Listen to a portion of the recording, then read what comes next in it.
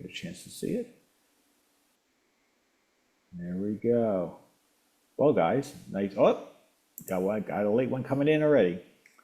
So, well, guys, I'm just starting. So, for Steve's benefit, we're just starting the meeting. I don't have many announcements, although there's a couple of things to bear in mind. One of which is we're really only about 5 weeks away from Spring Brookline, because already it's April 10th and Spring Brookline is May 18th. So if you're thinking about ordering your table, we really don't have a ton of time left, but just don't forget, it'll sneak up on you. And I've seen tables being ordered, so we are getting a slow, steady purchasing of tables, tailgaters, and inside, and I'm sure that will accelerate as we get through April. In terms of other announcements, just a few things on the calendar coming up is on Saturday, the 13th, we have the Vintage Radio and Communications Museum of Connecticut swap meet from 8 o'clock to 1. So if you are anxious to feel that you have some money burning a hole in your pocket, there's a chance to go to the swap meet there. Just save some for Spring Brookline. And then on April 21st, we have the kickoff of the flea market at MIT, their Swap Fest, where they always have the electronics and ham radio flea market. And that's from 9 to 2 p.m. And I imagine maybe Tom Pereira will be there. And I suppose just looking out a little bit towards the end of April, Deerfest 35 in Deerfield will be on Thursday and Friday, April 25th to 26th. And that will be from 9 to 3 o'clock p.m. So those are the future electronics events to keep on your calendar, in case you feel like looking for something to do. And moreover, you can tell it's springtime because now things are getting interesting, because now we're starting to have other events showing up. So now our calendar is going to get full of good things to do. Hey, John, on Nearfest, that does start at 9, but on Thursday, it'll go all day, right through the night. If you are that interested, it used to become quite a party when we were all about 30 years younger. I don't think so anymore, though. It's been a number of years before I've stayed there late into the night, and then it'll pick up again Friday at 9, and it's usually over by about noon on Friday. So. Good to know, and thanks for that clarification, Carl, because when I went on their website, I couldn't get a clear idea of the end times for that event. So I used the same ones that were from last year's New Year Fest and used that on my calendar, because it wasn't clear. Maybe that's by intent, like you said, they don't really have if you're willing to, kick around vendors' tables at 3 a.m, go for it. Go for it, right? Yeah, you can do that. Though the will to do that seems to be diminishing. Maybe I should just change the PM to AM there, Carl. Right. But it's good to know. So who knows? Maybe you'll have a few people reminiscing and can actually pull it off. If for people who have not been there, it is literally acres of tables. So it is. It's. I would say at this point it's only second to Dayton in terms of size of all the big flea markets I've been to. Wow. So it's an event, and unfortunately, like most, it's shrinking. But hey, we have fun. That's the important thing. And I've got a radio for you. You talking to me? Yeah. Oh. It's at a good price, trust me. Oh, well, we'll have to talk. Just bring your wallet, we'll do well. All right. Well, I guess it's looking for Spring Brookline, eh? Yeah, there you go. All right, Carl. Thanks. I've been warned. I'm looking forward to it. So hey, so does anyone have any announcements, anything else they haven't covered, or anything they want to show if they purchased anything, or any projects or anything like that before I start the first part of our meeting? Ah, Howard, go for it. You're on mute. Oh, there. Okay, of course I have a new magic eye tube to show. All right. Uh, this is one I've been looking for a long time, and it finally came through. Another Japanese one. I don't know if you guys remember a few weeks or shows back, I showed you the magic finger tube. Yeah. This one is called the um, can I share, John? Oh, I'm sorry. Nope, Sorry, that's Howard. okay. That was on my list to flip This on, is but you're this good to is go. just a variation of the 6E5 tube. Um, if you look at it carefully, you'll see over here at the end, there's a red thing on the target. They call this the red diamond. A red diamond. And basically, what ends up happening is it acts as a pilot light at the same time as the indicator. So that's it head on. I've never owned an actual working one. They're very hard to find with any glow at all left to them. That is cool. I've It's really never seen one. cool. What I think would have been really good when they did this is if they had made that light at the end independent of the filament, so it could be used as an FM stereo indicator. Nonetheless, it's a really neat and, like I said, very rare tube. I have owned one, but never a working one. They're kind of hard to come by. So that's So- a Have big you ever part. seen one in a radio? I've never seen or heard of a radio with it. No, although and it's hard because the documentation is very poor. Um, it's it was supposedly used in a um, Mashushita radio, but I have really no good documentation that supports that. So, Okay. and like I said, that's a Japanese one. The Japanese did very interesting things. If you've ever seen my display of tubes, they have some square magic eye tubes and some other bizarre ones, but that's one for the museum. So I thought I'd share it with this group today. And anyway, How you that's doing? my Cool. latest Oh, that's acquisition. awesome. Now you get to connect it up with your big display, Howard, because so we could all enjoy it. I'll do that one of these days. It will be in. That'd be good because I'd love to see it. But cool. Hey, Steve, what's up? Yeah, I've got a question for the group. I was just helping a buddy of mine, fellow member of NEVIC, and Paul Cormier, and he's got a Philco 16B that we've been working on, and he's been having a heck of a time with aligning the sucker.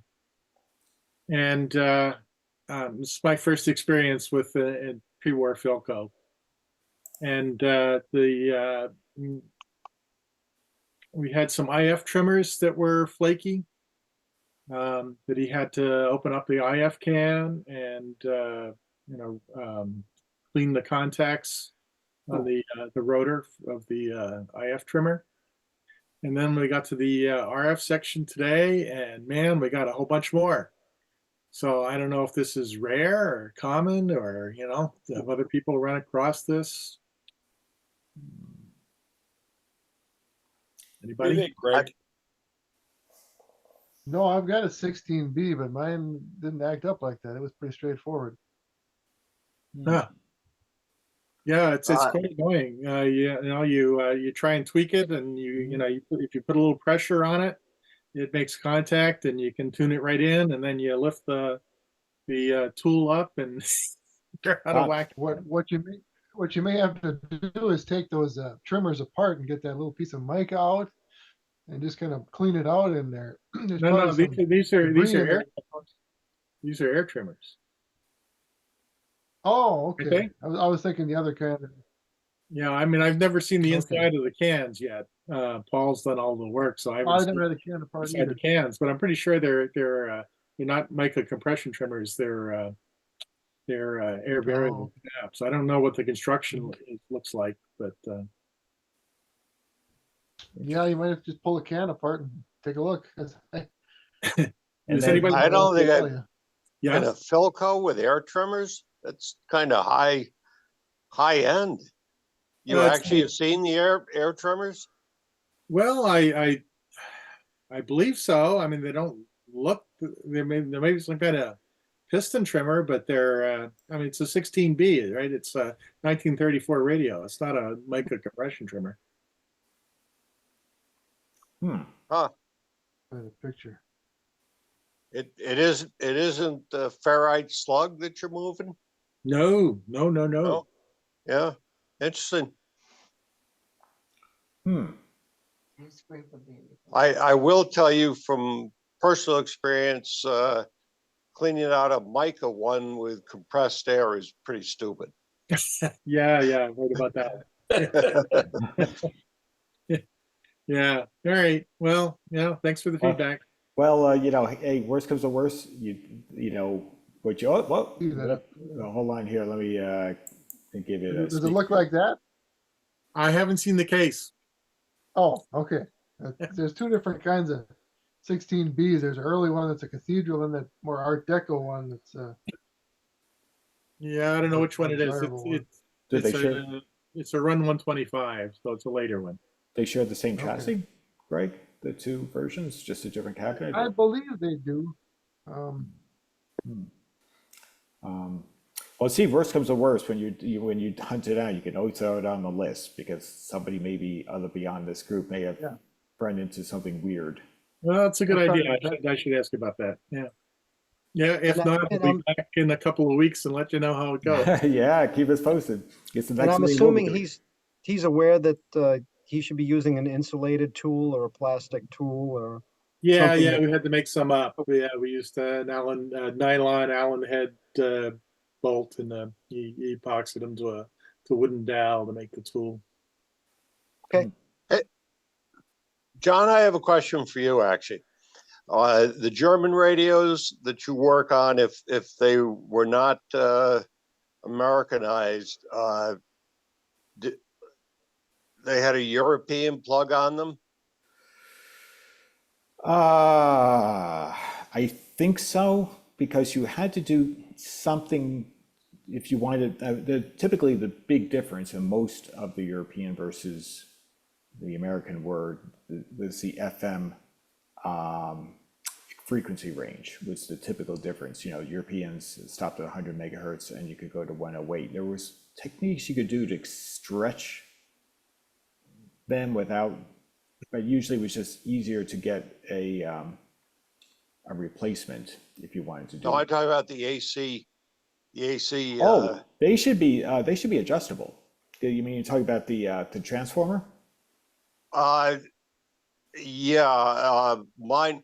I picked up about 1940, and I cannot think of the name. And frankly, right now we're in Virginia on our way down to North Carolina. So I can't go in the other room and tell you, but I picked up a really cool English radio. And it's set up for 220, but there's no plug for it. And I have picked up a transformer to go 110 to 220. And I'm trying to find a source without going all the way to Europe and paying the shipping price of a plug and a receptacle. So I didn't know if anybody knew a place on this side of the pond that sold it. So you have the transformers. You need an adapter for the plug itself into the outlet. Just so I'm clear on. Well, what I picked up, the radio works on. Gosh, it works between 200, according to the schematic. I've not even opened it up yet. Between 200 and 250 volts AC. Okay. And you can see in the schematic, there's a number of taps. Whether or not this is a switch, I don't know. But there's not even a plug cord coming out anymore. This thing was just for show at a local hotel. Got it. But what I did pick up was a transformer on eBay a nice Stancor 110 to 220. And so I want to put the female plug on the 220 end and put the real male plug that should be there on the, coming out of the radio. And I don't know where to source those. I'll Right. throw out a couple of mail lists. Yeah. Wow. We've got some interesting. Now, are the German sets in Germany, are they 220? Um, yes, I think yes they are, but they're a variable.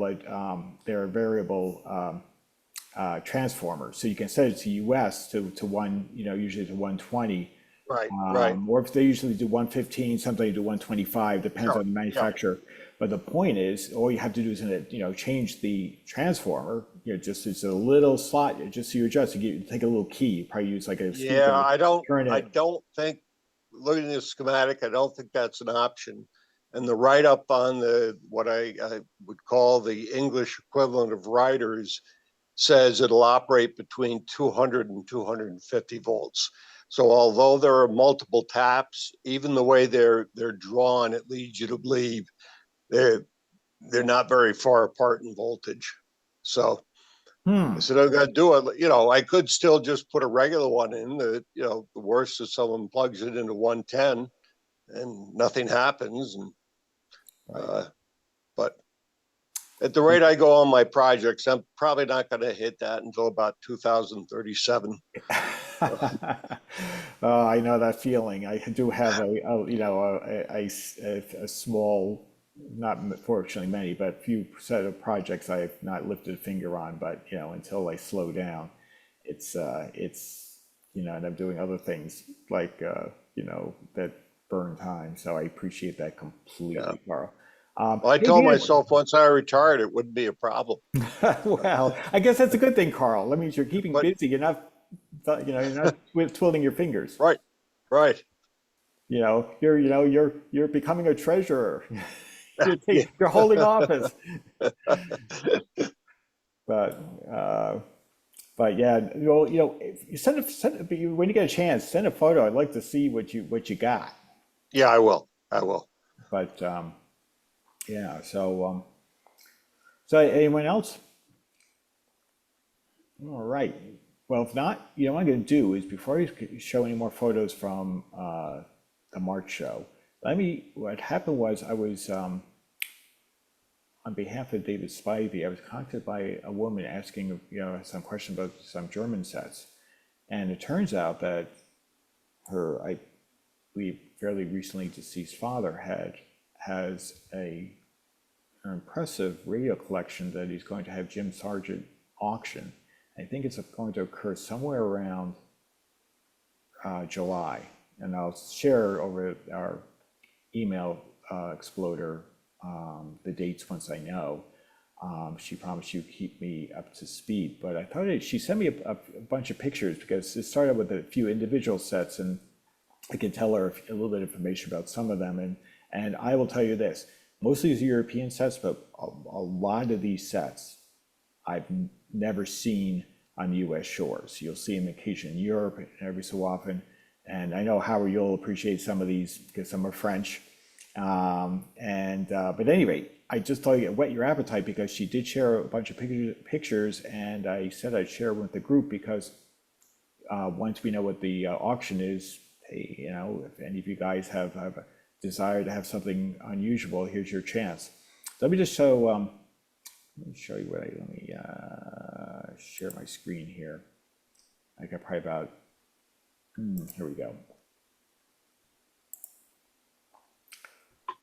This one, I'll start with this one, but it's relatively speaking, the least interesting.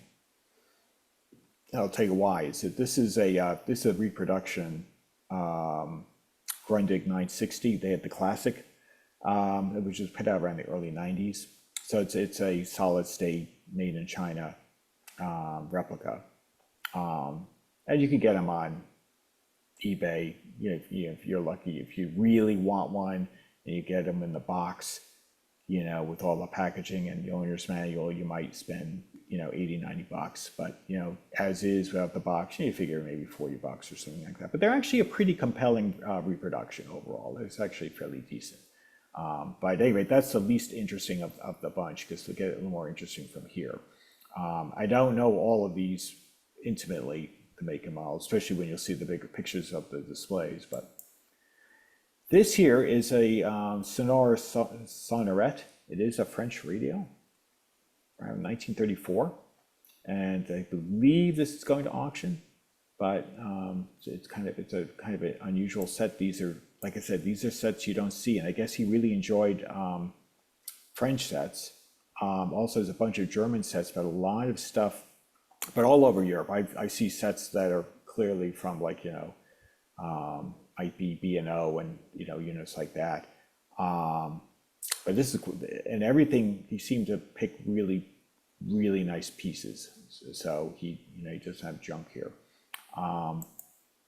This is one of those Volksanfänger, I'm not sure which German manufacturer, but it's, you know, thereabouts World War II, as far as I can tell. Maybe right afterwards, but that was somewhat interesting. This is interesting. That's the back, but in the front you'll appreciate more so. This is a Telefunken Nocturno, which I think is around late 40s.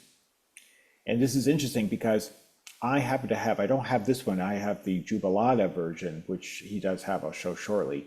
But this was made in Spain. And a lot of these, and Telefunken did have a factory in Spain, and I don't know when it was opened, but I'm guessing right after World War II, because most of the radios I've seen from Spain are post World War II, and it may just be. So John, Yeah. on that, the clock would be in GMT. The clock would be in GMT. I suppose. Yeah, it's a European set, so it'd be in GMT then, right? Well, you could set it to whatever time you want, but I think the bigger issue there is the clock could be 50 hertz, which means you No, really I wouldn't. think it's a wind up. It's a wind up. yeah, it is. I was just going to show you the back It's a again. wind up, so Okay. that you don't have to worry about 50 versus Yeah. 60. Well, Ah.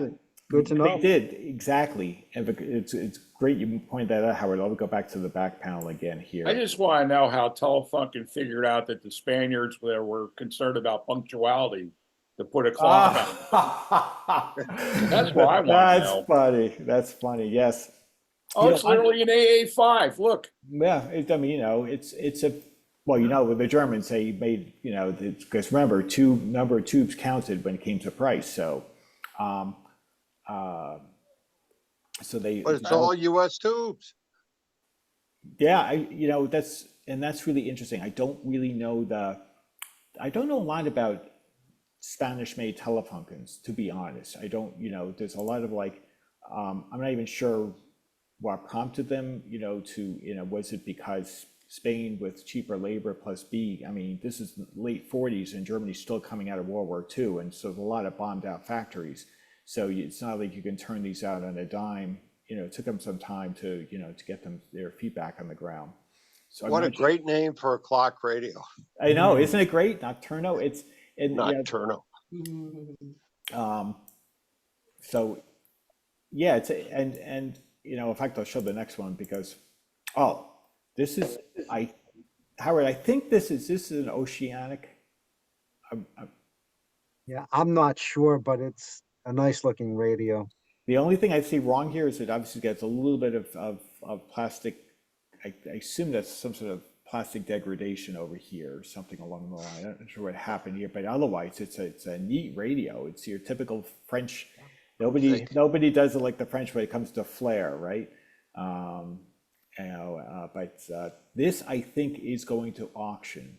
The radios I've shown you thus far, as I know, are going to auction. There was, I think, a couple of family members who might be buying, but don't worry, there's more to be seen. You'll see there's a big lot going. So that's the back of that, I think. So that's not too terribly interesting. Oh, okay. So let me go up to this picture first. Let me, sorry, it's just the order's not best. This is a Telefunken Mozart. 754 from made in Spain, right around 1948. Actually, a nifty looking radio. I've never seen one before. I guess somebody was buying that, so this one I think is sold. But let me go to the. The nice thing is, obviously, you can see is it's got the schematics there. That obviously came in and they kept it in a nice binder there, in a plastic protected binder. And then that's the back of the. By the way, that's the back of that French radio I showed at the beginning. So apologies, but the pictures came in somewhat a little bit misordered, and I just saved them quickly on my drive. And that's the back of the Telefunken Mozart. But the interesting thing is, these must have been made for, like, when they were made in Spain, they must have been made for export to at least within Europe, because the interesting thing is, it's got the caution in English. So these might have ended up in England. US always had US specific radios. So if this made it out to the United States, it was by sheer happenstance. But I've never, at least my recollection, ever seen many of these in the US shores. But still neat,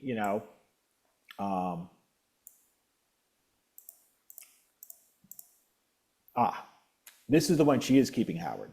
And this I know is Oceanic. What can you say? You know what I mean? No one does it like the French in that regard. The cool lighting, and he's got, of course, to go to tuning eye. You wouldn't grow tired of looking at it if you just want to look at something. Yeah, that's beautiful. This is the Telefunken Jubilata. We call it the Ora radio, which was the clock radio, and I have this one. Same one, in fact, the same finish.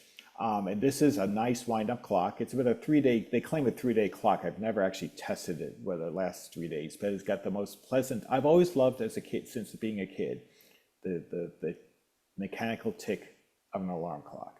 It's very, it's sort of soothing in its own way, and this makes that classic ticking. But the interesting thing is, that clock motor is governed by the electronics in terms of, when the clock, you can set it so the radio will come on. So it's an electromechanical device in that regard. So it is a clock radio. It's not a standalone clock that's uncontrolled. You can actually use it to turn the radio on as well as turn the radio off. But you just have to remember to wind the clock. So that's the trick. But it's a really neat piece, and they're not commonly seen. And I got this one. I got mine for actually fairly reasonable money, all things considered. So I felt pretty good about it. So it's a neat set. But it's otherwise a standard.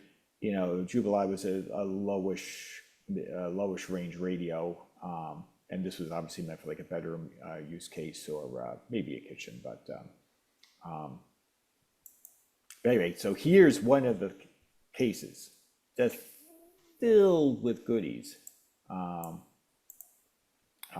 go up from the top, but there's just stuff. I know these cabinets, I'm almost certain these are German, Spanish-made Telefunkens, because I think I've seen these on like eBay, bunches of these. Like try to peer into here. I'm not even sure who half the manufacturers of these are. You know what I mean? I wish I were there just to go check it out. But these are all going. I guess he was a real avid collector. I do see some more comments, like the Telefunken Caprice was a low end basic radio that sounded great. It was just a nice basic radio. That was their only plastic. That was the start of, I think it was one of the few plastic cased radios Telefunken made. They had been different colors. These were made in like 1959, so they had the typical, you can get, I think, a kind of a light coral, the sort of like the light green, and then you can get light tan. Might have been another color, but that's the three that come to mind.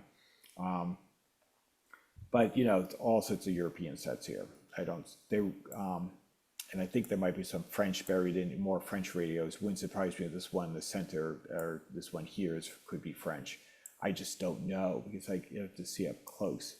But some interesting pieces, hanging out there. You know what? I've seen one of these before. This, I know this is an American Radio, the lower left corner. I just forget the manufacturer because I just saw one recently. That's a Sonora. Thank you. I just couldn't Um, remember. Yeah. But it's just all sorts of. Is that an Arvin or airline? No, it's going in now. I don't even know what this is.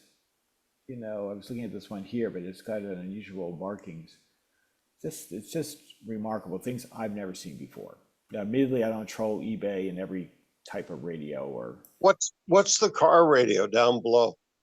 that. I think was like, you know, a probably from the 90s to 2000s. I don't know whether the headlights light up. I think this might flip open. I think I've seen Cassette these. player? Might be a cassette deck. Ah, you're right. There are the buttons. Good point. So there might be the radio might be behind there. But is it supposed to be a European car? Or? No, It that's looks it's like a 57 Chevy. exactly The right. 57 Chevy that was left in the dryer too long. Yeah, yeah, a little scrunch up. It's out of proportion A too. little bit proportionally challenged. But I think somehow I thought the headlights turned on or something. You know, I forgot there was something neat about it. I've seen them before. I think it's got some bells and whistles, and I think it's even got a little horn in it. Oh, there may be. They made this neat from. I think someone mentioned a cassette player. I think there is a cassette player and a AM/FM radio in that. Yeah, it actually makes sense because you know when I hit the button, this thing probably flips towards me, towards the Yep. glass. Yep. But I mean, just neat stuff. I mean, I wish I could visit this in person, but I think she's located, I believe, in Arkansas, so it's not next door. But some neat stuff. On the very left Whoop. side of that picture is a Sonora Excellence. Oh, there's another one. Whoop, Uh, very left. You see on the table, just see the What? back of it. Oh, that's a Sonora. Oh, yeah. That's the That's right here. Yeah, that's what they call the Cadillac. But that's made in France. On the very left, you see the back of it on the table there. Right, That's right where my cursor is. yeah, Yeah. that's There's it's some- too bad these are so far away. It really is. Oh, I know. They're beautiful. I know, and it's just as I said to her, I said, boy, it's probably for me probably good she's not nearby because you know then I'd be begging to buy something, so it's probably better I just resist that urge because I don't have the opportunity. But that being said, there's more to be seen. I don't have a ton more, but yeah. So here's some more neat stuff. I mean, like I said, not entirely sure on all of these. At Panchito, which sounds Spanish to me. In fact, I think that might be a Telefunken badge. So I think it's not a Spanish-made Telefunken. I remember that name being a Telefunken. So It's like a punch bowl. yeah, it's Panchito.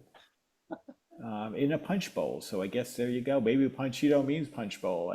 I don't know Spanish. What do we have here? The This is coral colored one is an RCA. okay. So there. Yep.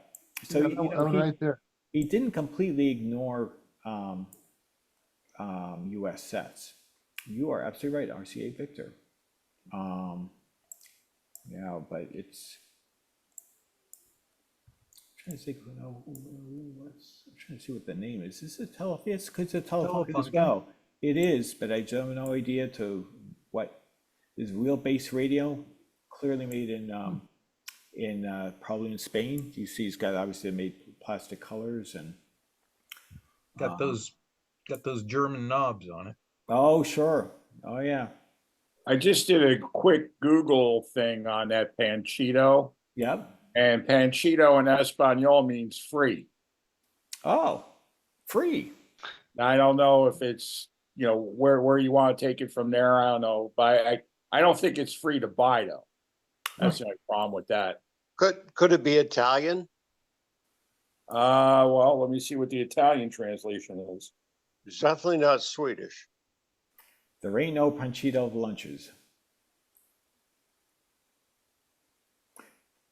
And meanwhile, while you're looking there, Bob, there's another Telefunken clock radio. This very likely made in Oh, God. you know, look at I've that. never seen one before, and now there's They two of them. know. You know, and it's like in this is brother and sister. They're black and white, right behind, back to back of each other. You know, That's amazing. that's why I said I got to share with you guys because I think you guys would And just. somebody had to sneak in that RCA to throw everybody off.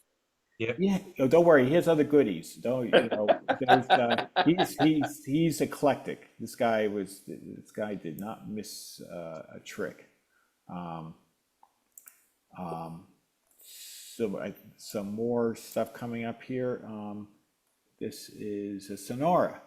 So we've got another Sonora here. Another French radio. Here's an Olympic. I do recognize an Olympic here. Not sure what this is a Bush, which is British, is it not? So he covered Europe very well. This looks American, judging from. I'm just not sure who made this. It's not a Warwick, is it? Almost looks like a Minerva with a, That's a reproduction, just so you know, that's a Crosley reproduction. Oh, is not that a- I right? was gonna say, that's got a whip antenna on it. There's something wrong there. I've never And a seen one Wallwart. before. That's actually pretty good looking. And a wall wart looks like. Oh, yeah. yeah. Can you zoom in on the dial? Oh, sure. You're not gonna see the AM there.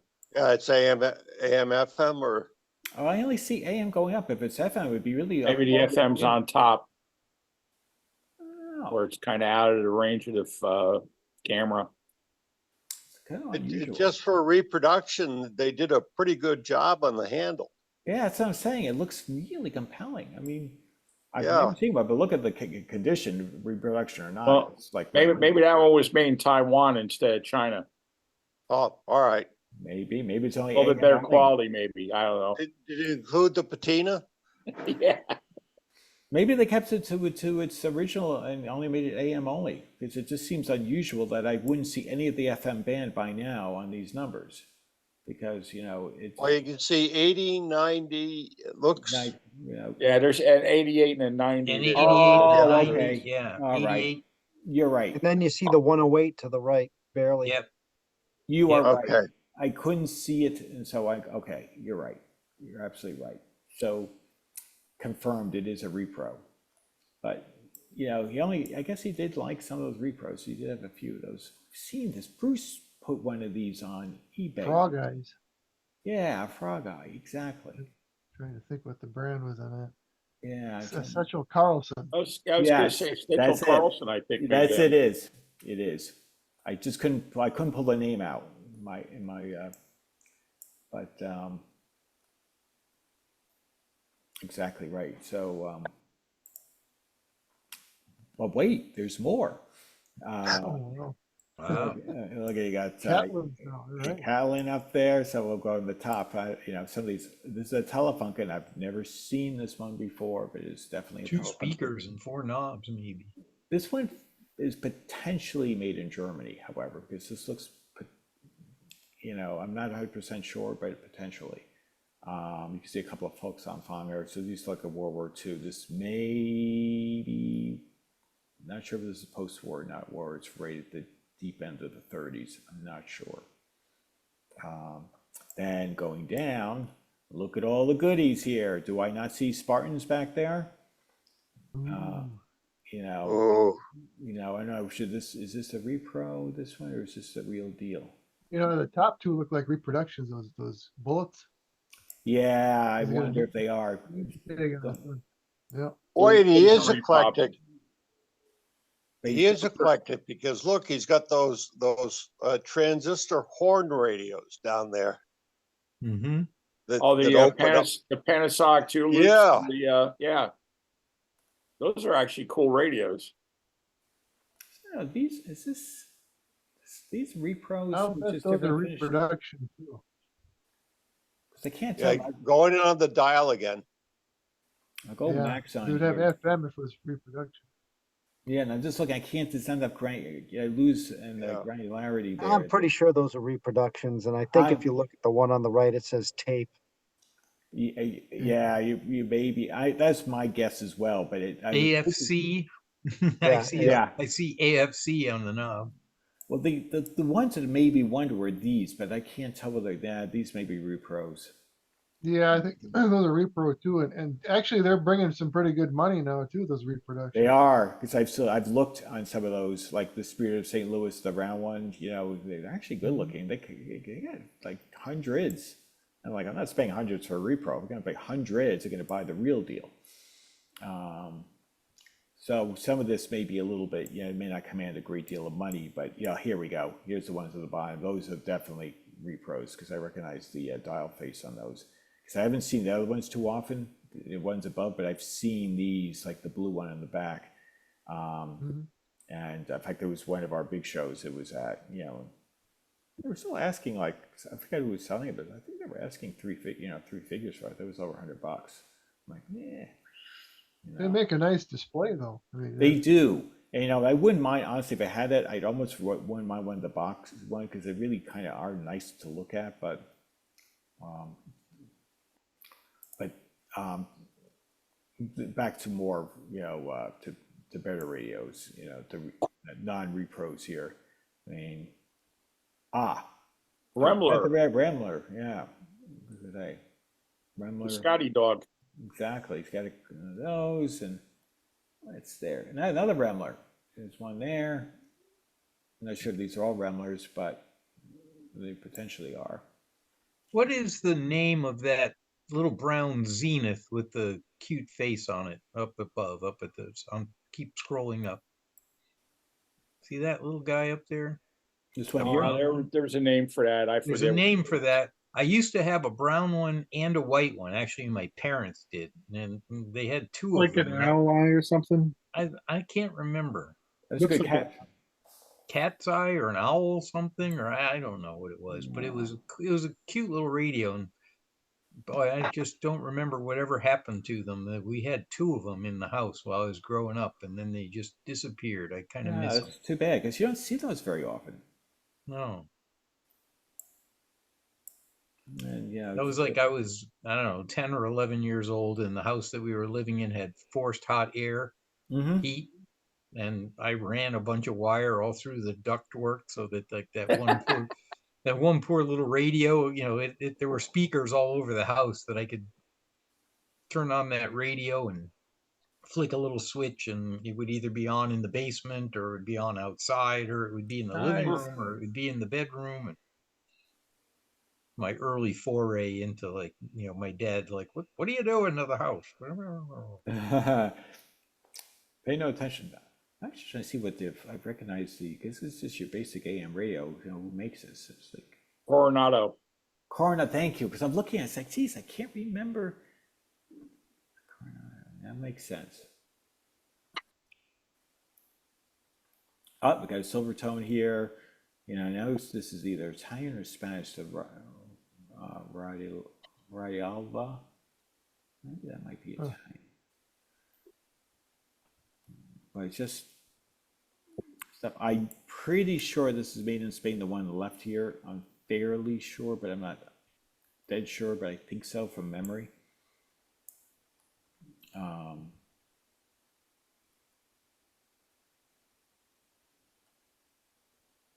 Unusual pieces. I'm not sure what the name is on this. Hard to make out with the resolution. Here's an RCA here, and not sure about what this is, but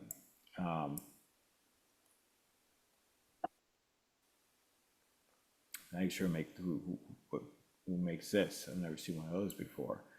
So it's all. Oh, I've seen one of these before. That is is that a Spartan? Because there was one for sale. I saw one for sale. It was black, and the design looks just like it, except I've never seen one in purple. I saw it in black. Purple seems like an odd color. An odd color choice. Going but away there. This one right here, this purple one, but I could be wrong, but it looks a lot like a Spartan I saw. You did. But and so yeah, I mean it's just, and then down below we got, these are American, I think. That I think is a GE. Yeah, see, nope, that's Ah, it's then a Transitone, Philco. Oh, no, I'm sorry, Philco, that's right. And then there's a Zenith next to that. Yep, yeah, it's definitely a Zenith there, and an Addison, I think, here, Addison, Oh, and can't see what's, I one can't on see. the left is an RCA too. I actually have one of them on my bench right now. Ah, so this is like name the, identify that radio with, with not a lot to go by. And then there's more. Now here's, I think, another reproduction. Yeah, Spirit of St. Louis. You can see the airplane. Yep. I kind of like the look of them, but it has to be reasonable for me to jump at that. And all sorts of like flamboyant looking sets here. Mm-hmm. I don't know what this says. I don't know if I can make this out. But That's also an Oceanic. oh, thank you, Harry. Oh, and look at that. It's got a tuning eye. But look at those designs. I've never seen one. You know, if Liberace was a radio collector, this is what you'd see. I'll tell you, the guy has some really interesting taste on unusual pieces. If you want some eye candy, I mean, these are true eye candy just because they're so unusual. But then you look down the lower right corner, look at how utilitarian that radio is. Yeah, I know. Look at that little American Oh, there's Emerson there. No, no, right below it. Almost looks like a commercial band radio or something. I know. It's pretty funny, huh? It probably is another French radio or something. I don't know. I've never seen one real baseline, but some of these things are the first time for me seeing. But I mean, it's fun to look at. There is, I think, another American. You wonder where he got all this stuff. Alba. I've never seen it. I don't know. You see, I'd love to. I'd love to find out from his daughter, who's the one that reached out to me. How did he acquire all these things? Was he just ordering them online, or was he in Europe a lot? And brought a lot of these things, shipped all of these things home. Because if you figure, it's kind of hard if you try to do this on eBay. Even these things don't come up that often. You almost have to go out and go out into Europe and go find them. But Der Künstler. whoop. No, it's okay. No problem, Russ. That's like, that's like you.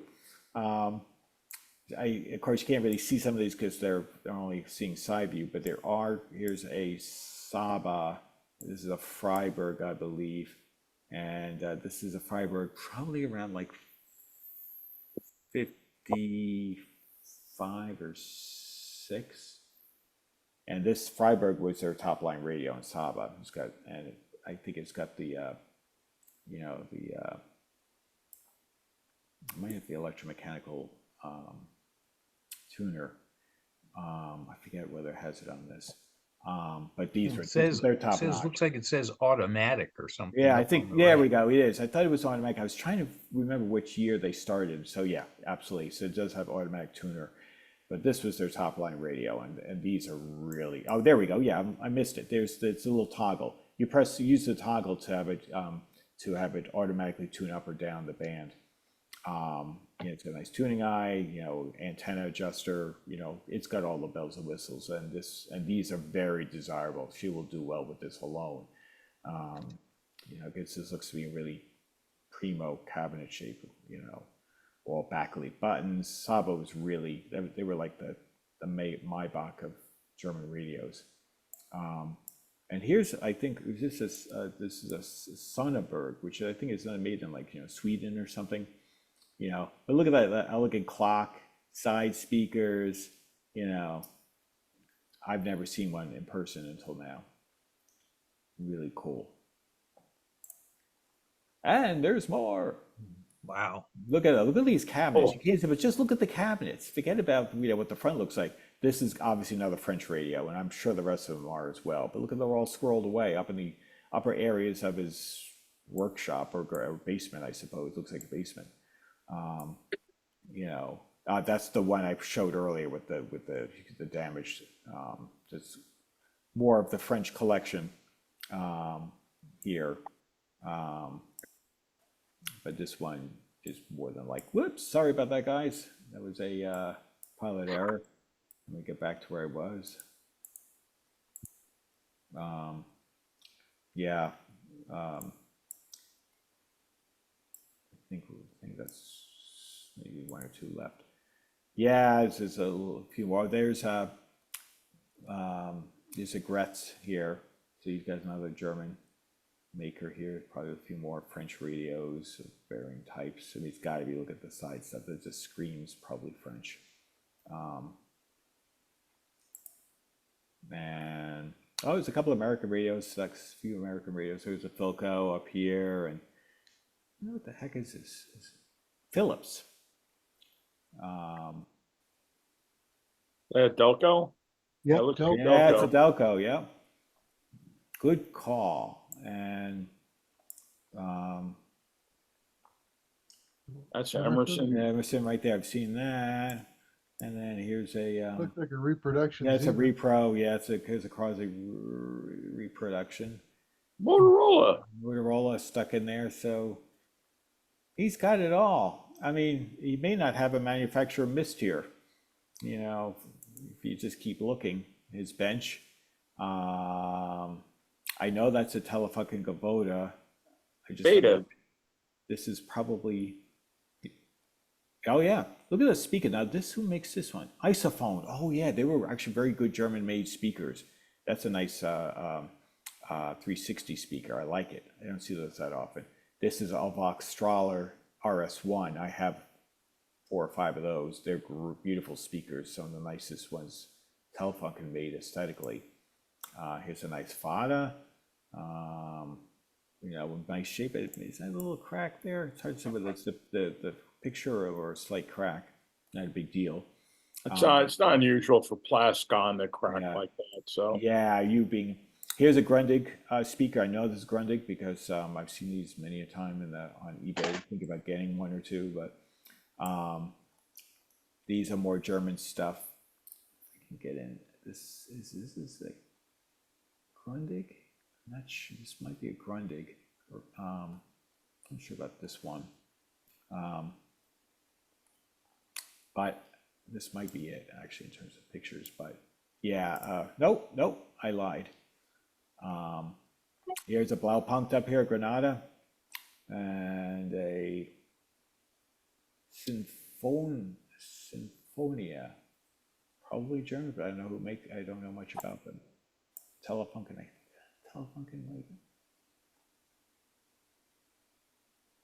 Can't tell what that says. Might be a Grundig. Actually, I take it back. That's a Grundig because I just realized the white knobs. Yeah, it screams Grundig. Just the angle. And Neckermann. Yes, you don't see those very often. Again, a brand not often seen, made in Germany. See them once in a blue moon. I could have bought one that was in almost perfect shape about 5 miles from the house, but I was like, oh, how many big radios do I dare get before I get walloped with a waffle iron? So I chose to pass on it. And AEG, which was AEG bought Telefunken, so they in fact used common chassis. And I'm not even sure what this is. We did see this before. Was this a? It wasn't a Sonneberg, was it? Maybe it's a different radio. I'm not sure who makes this. Is this you know what? I recognize this now. This is a Lova Opta. It just took me a moment to remember it. Neat radio. Don't see those very often. I've seen those like once in my life. Neat radio. Don't think it's got a phonograph. Don't think so. I think this is just sort of the stylistic look.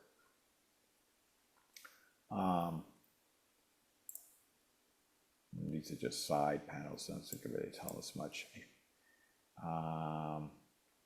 Recognize this, I think who that makes that. Oh, look at that way up there.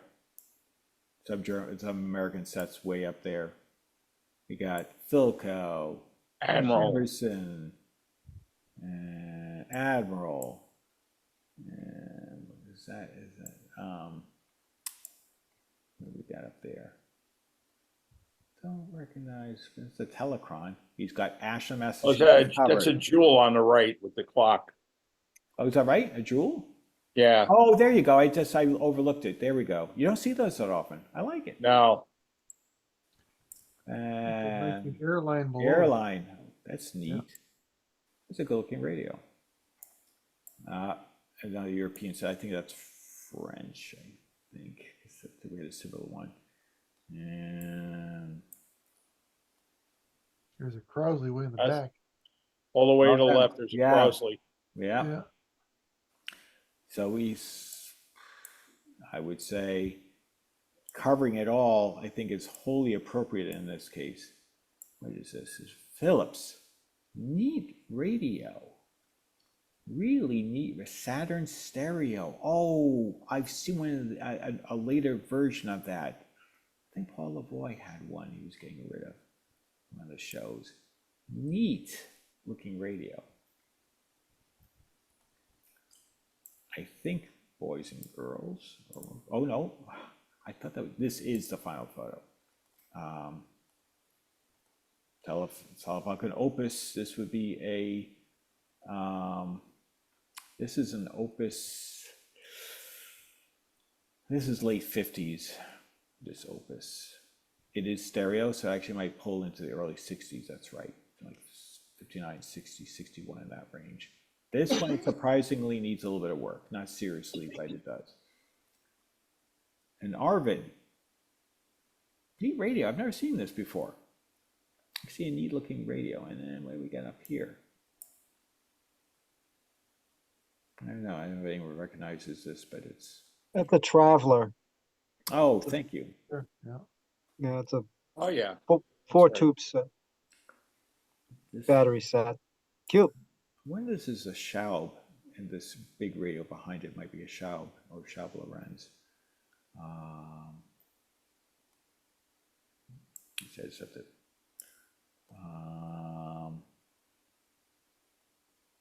That is quite a collection. It's got some frogs here, yeah, it's unbelievable. So I think that really kind of covers it. I mean, wow, that's all I can say. It's a wow. I really hope that they do well with that. But Jim Sargent is going to be taking care of this. So when I learn some details, I'll put it on the I'll keep you guys posted in case for the whole group and people are interested. It's your chance to own something truly unique. It has an impressive eclectic collection. So anyway, I will stop that share and we'll pick up where we left off at in Windham.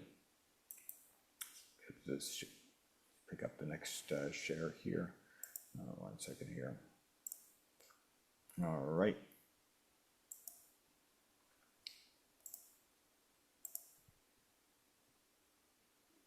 Okay. I imagine you guys can see this. If not, very shortly. This is before the moon launch shot here, right? On this Predicta.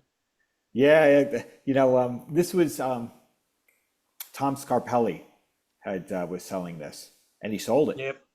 I gave it to him. Oh, that's right.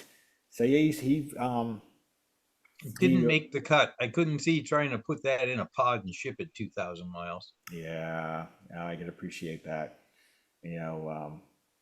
Nice piece. I mean, really cool. And of course, he was able to video feed in some old honeymooners. Classic scene of almost every show of some sort of argument. And there's Norton.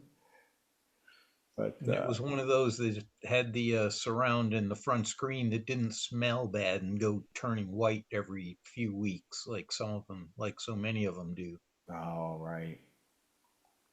That's fun to see, though.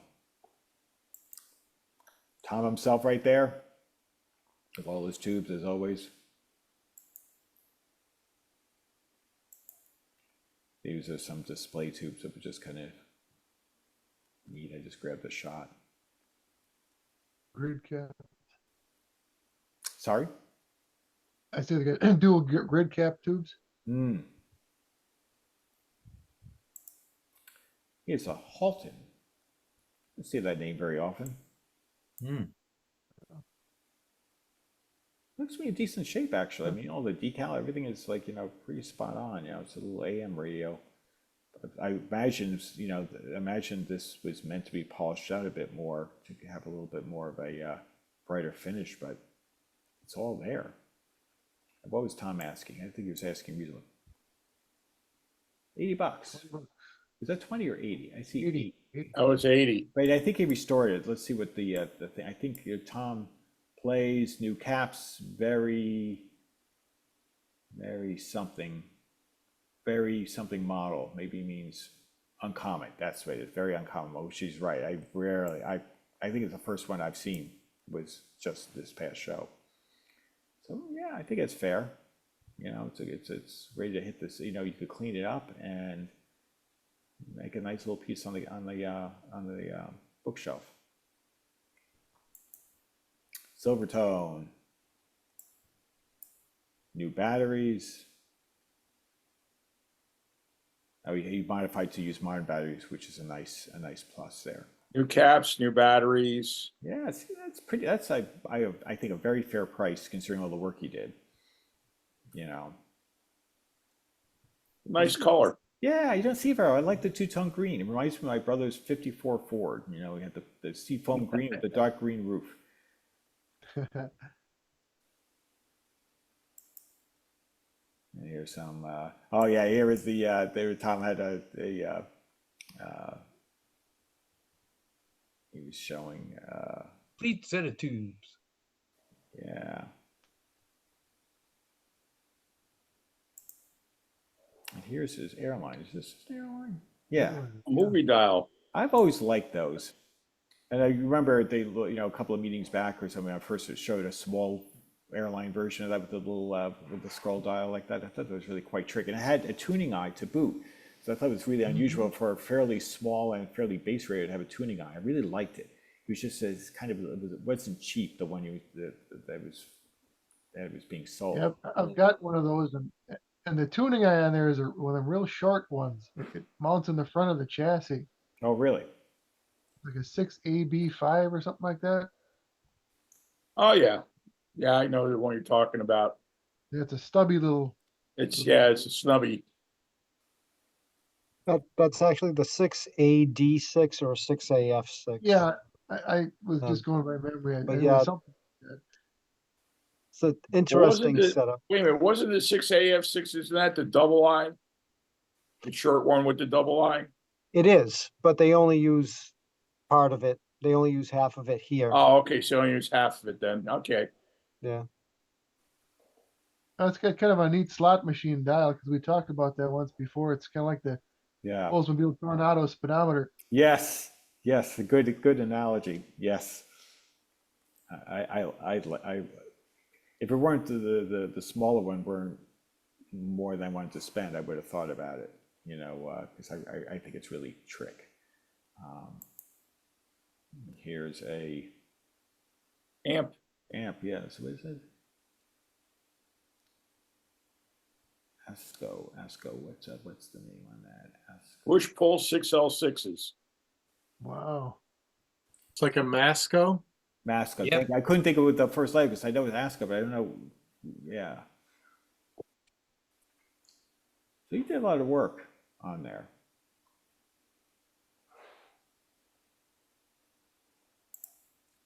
This is Bruce's table. You may recall he was selling all these novelty transistor radios. I almost thought about the Radio Shack one, only because it's Radio Shack. I used to go there a lot. Maybe I've got a pair of those blabbermouths. They're pretty funny. Yeah, right. I've got the little Mickey Mouse one. Oh, you do? Yep. Yeah. A mac and Early cheese. You 70s. could have Kraft mac and cheese. I've never seen some of these. I didn't even know existed. But yeah, it's fun. You know, Bruce had a bunch. I think I'm sure he did pretty well with them. There he is, the man himself. You know, Budweiser beer, Budweiser radio. You know, there's a whole bunch of stuff. Oh yeah, here's a Westinghouse. I really like the design of those things. They're big radios though. Yeah. They Looks really like a casket. Yeah. Well, like, there we go. It's called the casket radio. You know, Now they you'll only, never be able to unsee that. yeah, I know. Now you see the thing, you know, pull out. You get a little, you know, like a little mini Dracula pop out. You know, but the only downside of such a big, which appears almost like to be an upper end radio, is that there's no FM, and this is clearly post World War II. So it's kind of like, oh, it's too bad. If it were FM, I might have even thought about it. You know, I planned for my funeral.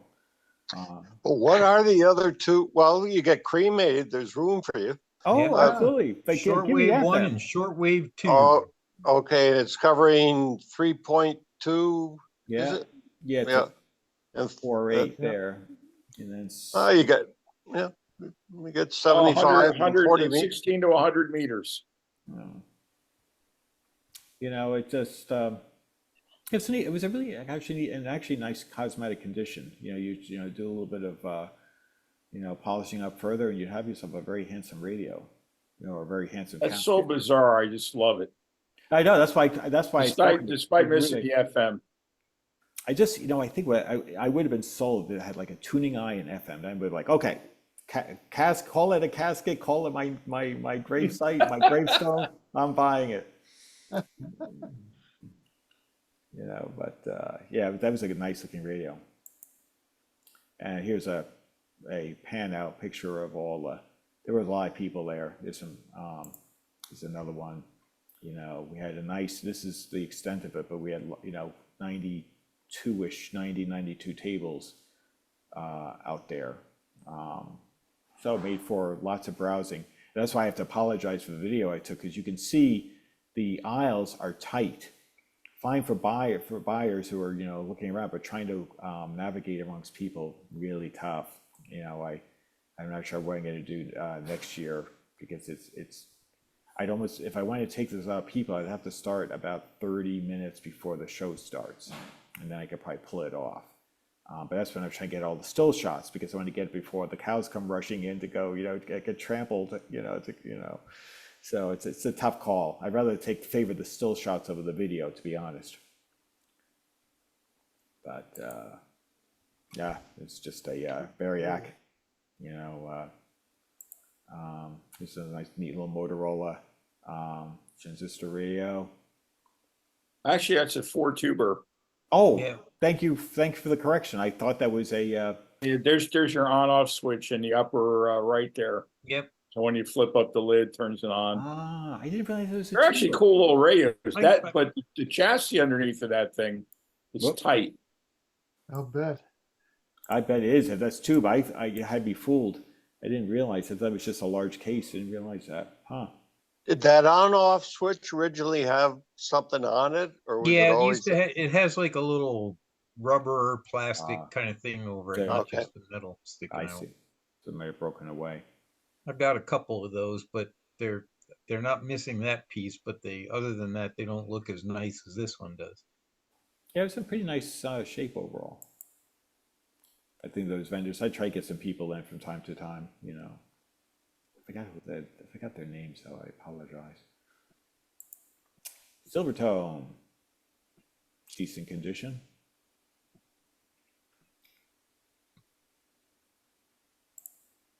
Oh, this is kind of neat. This is a Motorola.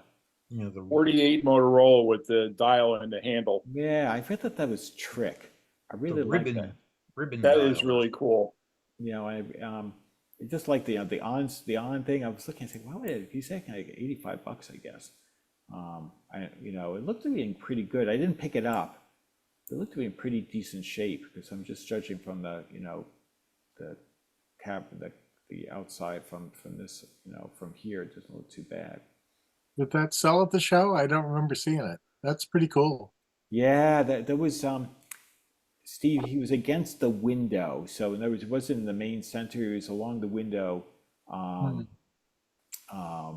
and he had quite an eclectic stuff. He had the Dumont radio sign. He had a Zenith sign. He had all this stuff. And Oh, yeah. and he had this stuff there. And I said, "Well, that's really cool. I don't see those very often." So I had to get a shop. I didn't want to. There was so much to take. I didn't have time to move stuff around for a better photo shoot. Yeah, Yeah, I'm the taking that Seaberg. thing home. Yeah, the Seaberg. Almost looks like a fuel tank on a bike. I was thinking that. That's exactly my thinking. Yeah, this is his table. Notice the he has the this Hollowell. I don't see these very often. It's an unusual rate. The solar beam. Oh, right. Wasn't this supposed to be lit up in a certain way or something? Or I forgot whether there was something special about this. I've seen one of these in the past. Is that a Oh, cattle? Look at the scale on it. I'm not sure it's a Oh, radio. you're right. You're right. Look at that. You're right. I have no idea what the Solar scale. Oh, from from New New York. York. Yeah. Solar beam. Solar beam. What the heck is you're right? Yeah, it's just not numbers. Is that a cattle in case? I'm not sure.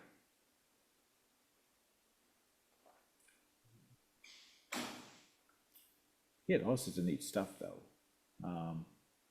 Like this thing down below. I'm not even sure what this is. Looks like an intercom. Yeah, I was just realized. Yeah, it's an intercom. Electro air. Yeah. Look at the case though. I mean, it's like really neat, and it's got the Emerson, the BM 247. Snow White. That's a Snow White Emerson, I think. Yeah. I never knew these were painted. I guess somebody's cocaine painted. Mostly it's the ones I've seen, like the one. That's Snow White to the right. Oh, she's in the middle. Okay. Yeah, Phew. I was gonna say she hadn't aged well. Well, That's her let's mother. see. This is 1939, so Yeah. we're talking. She's 85.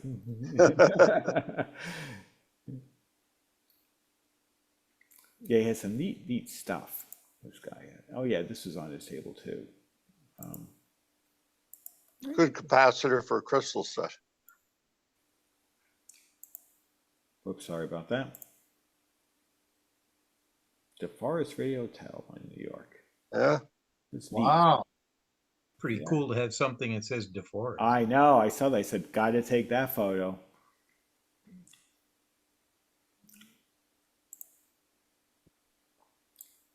Here's a Stromberg. Nice looking radio.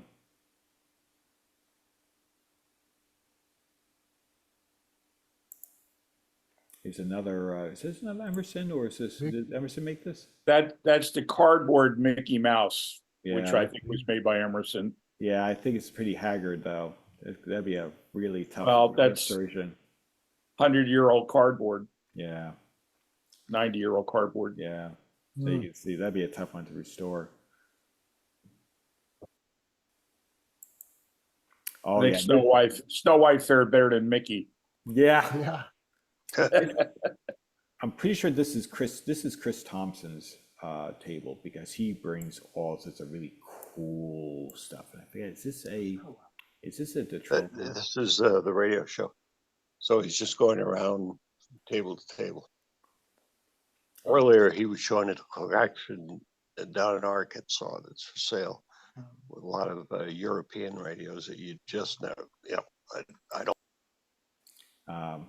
I think it's might be a Detroit, but I forget now. But I know this is Chris's table, because he has all sorts of neat stuff. This is a airline, like the telephone dial. It's really cool. Hmm. Mystery Cube. Yeah. Has it been Looks refinished, you think? This one, I No, doubt. the one on top. Yeah, I'm pretty sure that was refinished. Does it have? But I have a shot. He's brought this to the show before. He's asking serious money for it. I have a better shot going back to like 2020. That is in my archives. I can always dig it up if we want to know. I can look. I it up. think that's a Motorola, actually. Oh, you may be right. I thought It's a my big memory one. was saying Detrola, but I could be wrong. You are probably right, Howard. And going the opposite side, we have this sort of neat 8-track brother. And asking, pretty heady 225. So I guess those aren't that common. But Just screams the 70s. oh yeah, absolutely. It only needs is that 70s color because white is rather benign. Yeah. You need that. No, look at the buttons. Yeah, exactly. The sliders. All you need to have is the round portable TV next to it. Yeah. Yeah. Needs to be avocado green or something. Yeah. Well, one of my school buddies had one of these. It was a different manufacturer, and he also had the round TV in his bedroom. I remember they had the raffle for this is 3, 4, 5 years ago. Bruce Phillips had a Welly, those Welly round radios. That same era, it was yellow and had 8-track, and I said, oh, that's so cool. I'd really like to have that, but I didn't win it. I didn't, because it was just raffle, just drawing. And even had he had good taste. He even put a Moody Blues, I think it was like Days of Future Past, it came with it, 8-track. I'm like, oh, I really want it. But, it's all luck of the draw. It's just around, just draw the number, draw the ticket. And I didn't even come close. So here's a Fada. Frank D'Angelo. Yeah, I think I took more than one shot of that, but yeah. Does that wavelengths on the bottom half of the dial? That's in meters. Yeah, meters. Yeah, meters. Yeah. Neat little radio. Yeah, I don't know. Why do they do that? Just for symmetry or something? Or That's a silver tone. It's a metric system.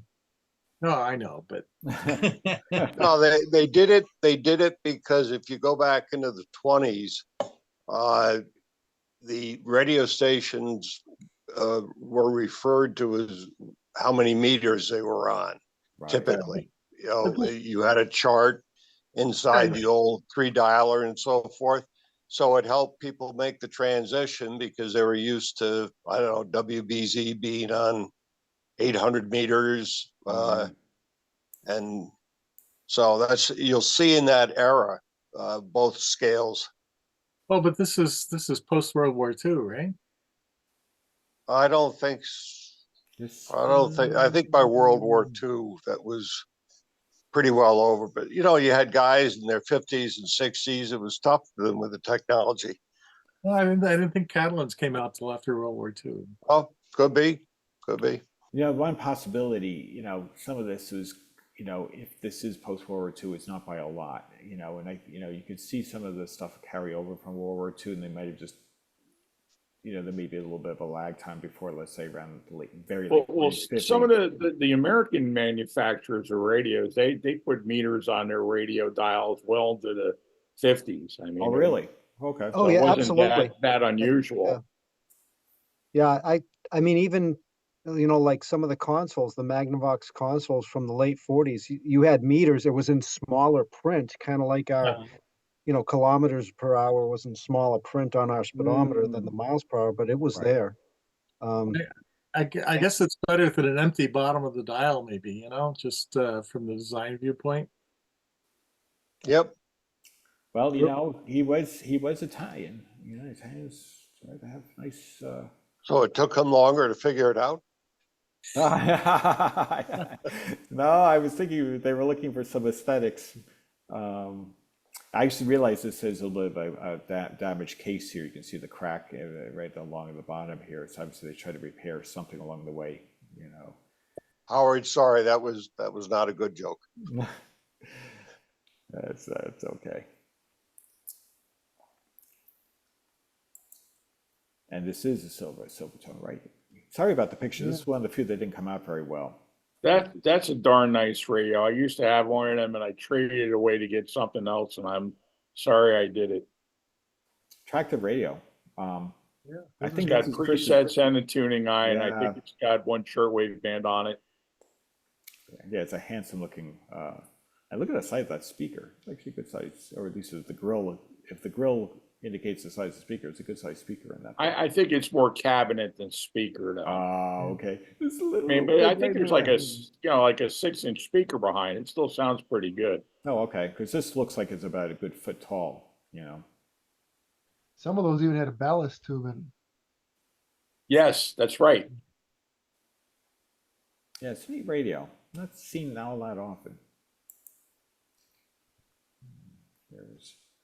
Philco with a horn speaker. Yeah, I think I have a better picture of Philco shortly. Yep, here you go.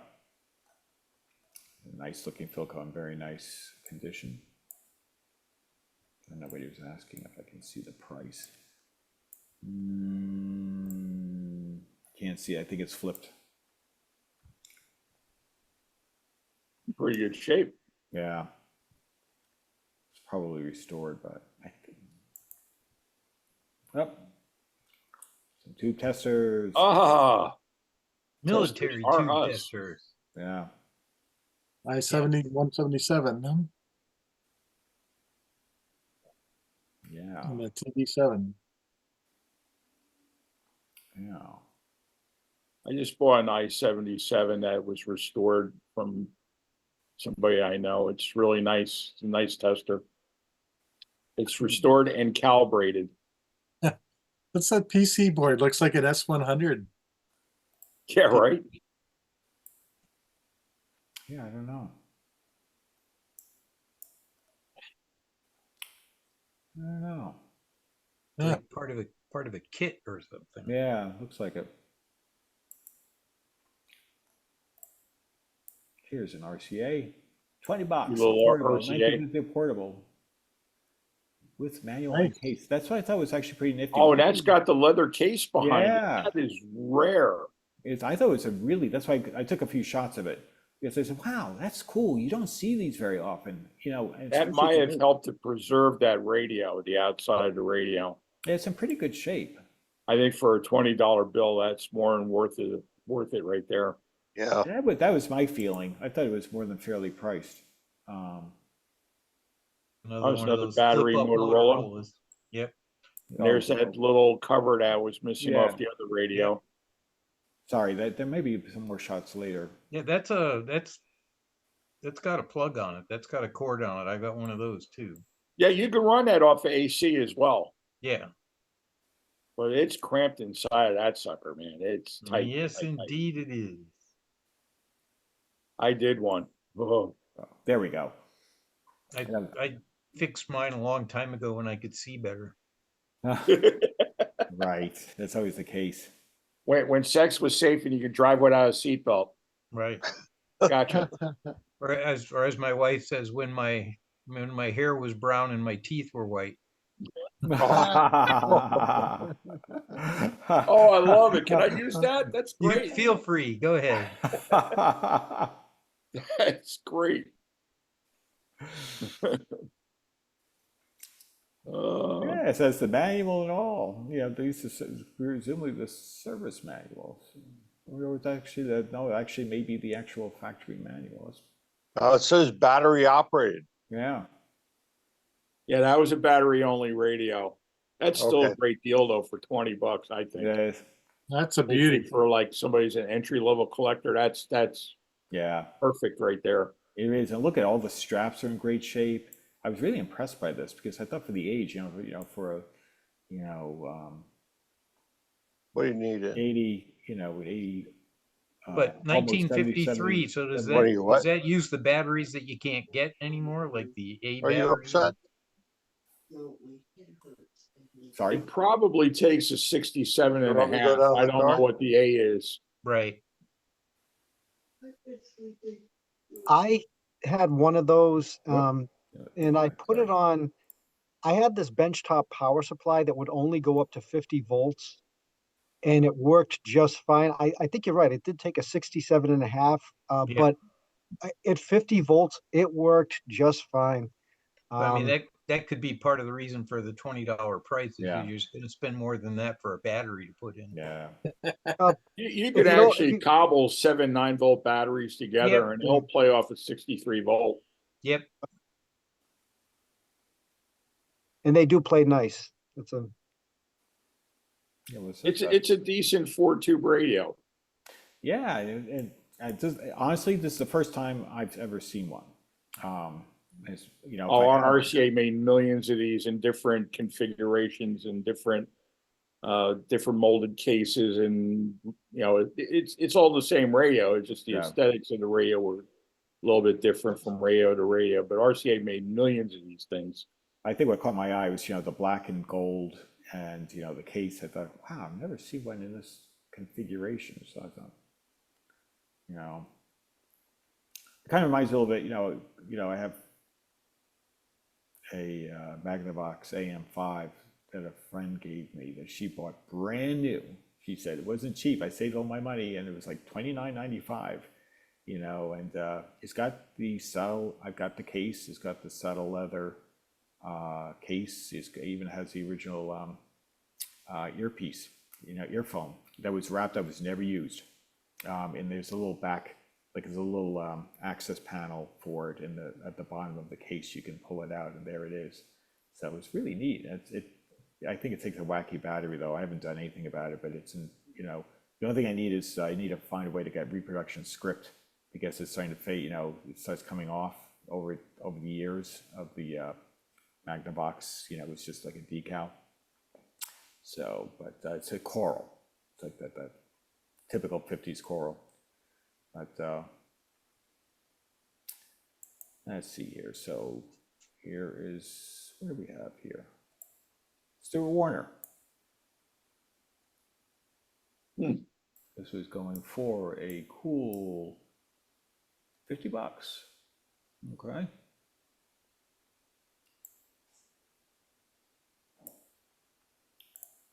Oh, there was a guy selling all these Mario games. Super Mario. He had the hat, the whole thing. So I had to take a shot there. Was he grabbing those Budweisers from the other guy you showed me before? Yeah, maybe, but there's a gamer. He had like several tables of games. So he was well stocked. Oh, I want to know what he wants to be when he grows up. Yeah, there we go. That was good. He was a good sport. Is it Crosley? Bullseye. Yeah. Yep, Is that a little crack on the case? Is that a little crack? that's a chip. It looks Chip, like. I mean, yeah, it's a little piece taken out.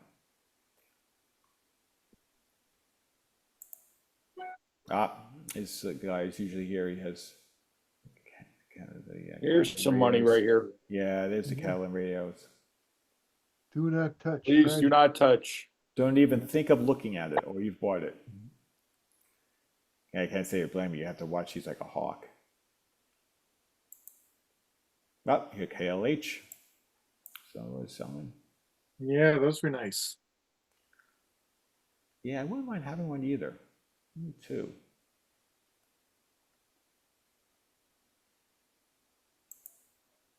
Bendix. Bendix, yeah. That's like the one I sent the pictures of with the Yeah, 3 colors. exactly. I thought you did a great job, Greg. I enjoyed it. Thank Very you. tasteful.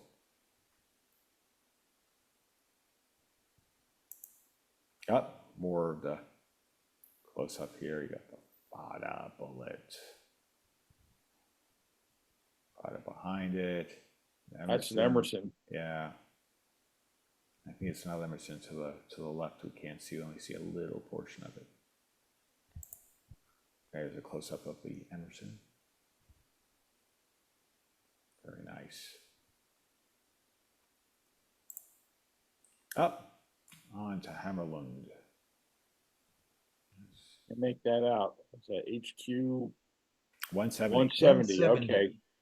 So that's the spread bands only, hand bands only radio. Yeah. No AM. Did they make one of those with a little clock in the upper left corner? Yeah, that was an option actually Ah. back in the day. You can get it with a clock or without a clock. Some of them, and if you really were special and you had deep pockets, you can get a 24-hour clock. Wow. Ooh. Yes. That little $25 receiver above it. Yeah. Can't make that out. Yeah, unfortunately, I can't. I don't know if I got a better shot. I'll take a look, but AM, FM, something. Sonora. oh yeah, I'll go back to Sonora. I was just seeing if I could see a label, but I don't think I see anything. I think it's probably sitting above where the camera would have taken. Yeah, a little Sonora.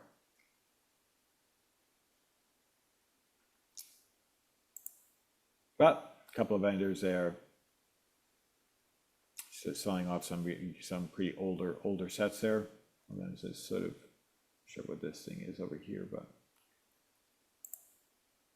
here's a Cosmopolitan 5.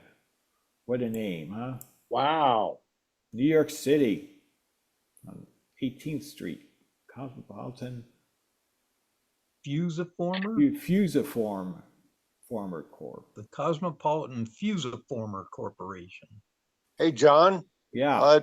zoom in a bit on the variable caps on that. If this,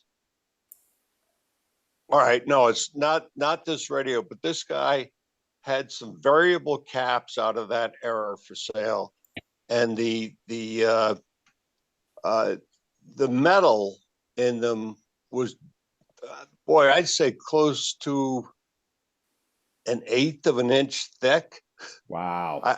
I've never seen caps in 50 years with such thick metal for just regular BC use. You could use it as a weapon.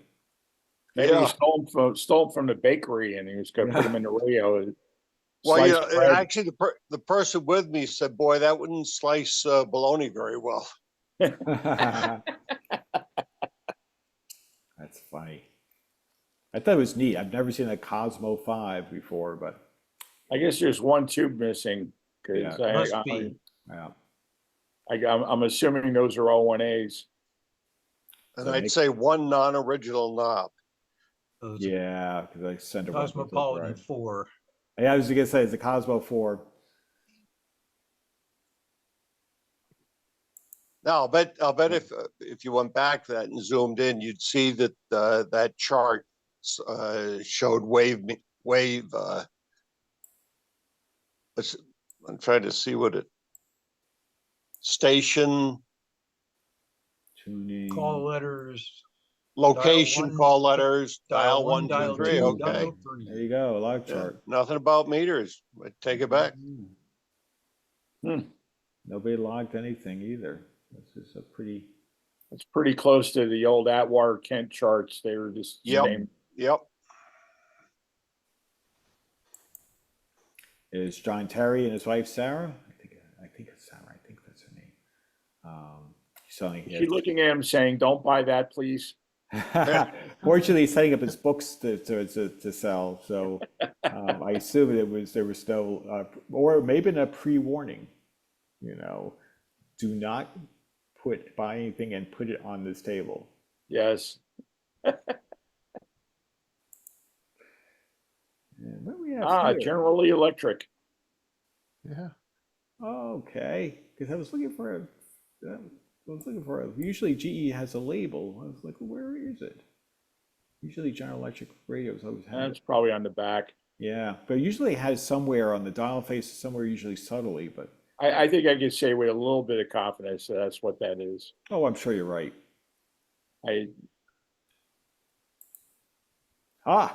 Steve, wait, you're in two places. Well, this guy gets around. Yeah, I say Yeah. that. And he's in two places. I don't know which Steve we're talking to right now.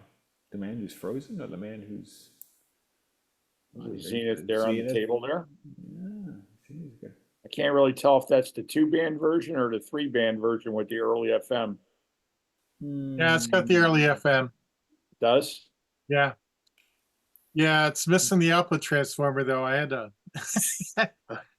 I had a Zenith 7262 that I restored for my cousin's wife down in the northern neck of Virginia. Uh-huh. And I brought the chassis up, but stupid me didn't check out the output transformer before I brought everything up. So I got everything working. Go back down for the cousins reunion the next year, and gosh darn it, the output transformer is open.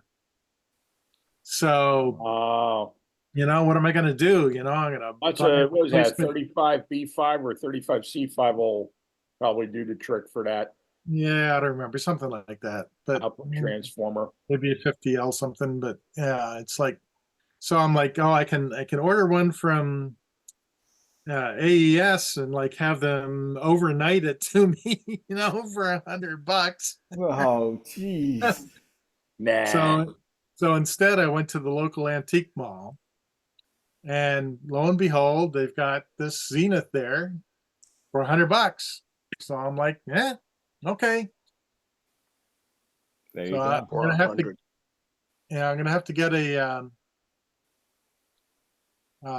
replacement transformer for the Zenith 726 7S262, and then go back and replace it and restore this sucker.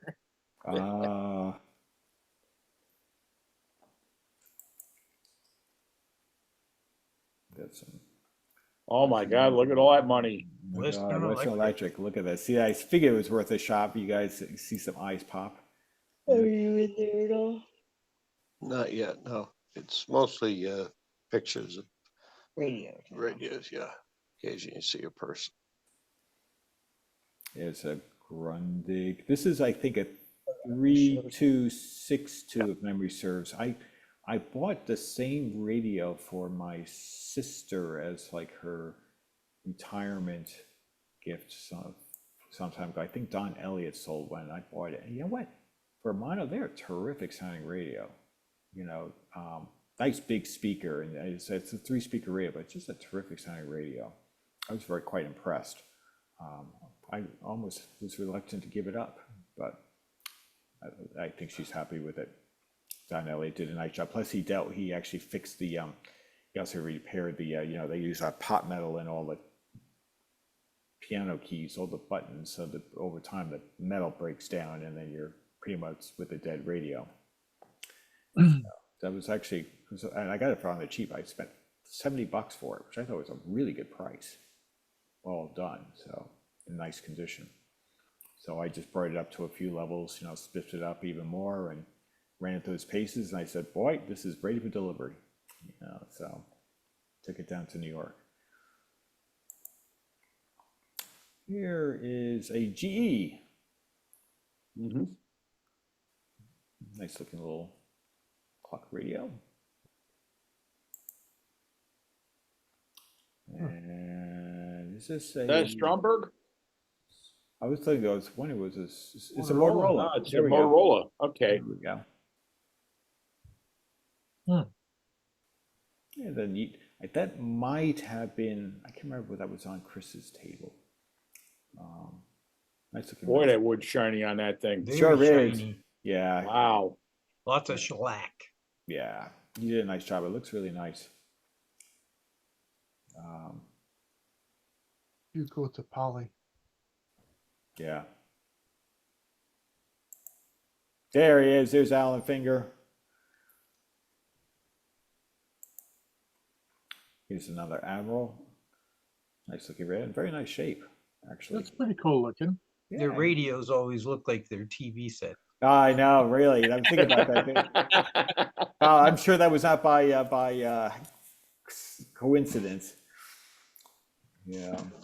I like the asymmetric curve on the top, Yeah. No, I think it's a neat looking radio. A little style. Yeah. Oh, I thought it was a problem with the lens. No, I hope not.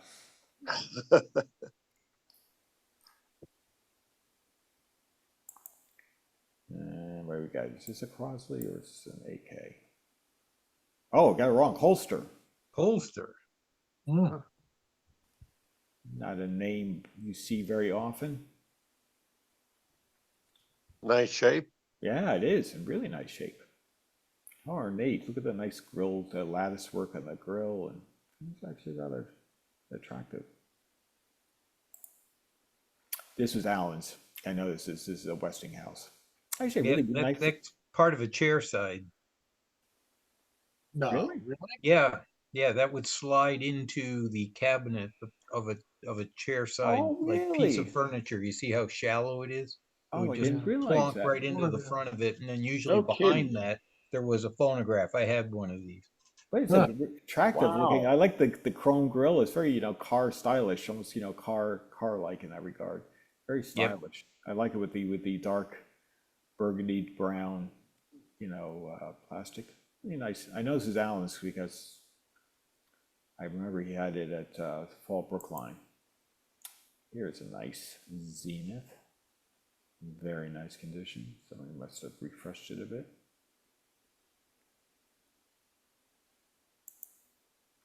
True Tone. I think this is Chris's 1930s True Tone AM. $295. Attractive looking radio. But the dial face looks great lit up. The comment before about the waves offsetting for design. Look at how kind of empty that looks with nothing below. Yeah. Well, I think Looks like Oh, there's there is something. another. there is another half to it.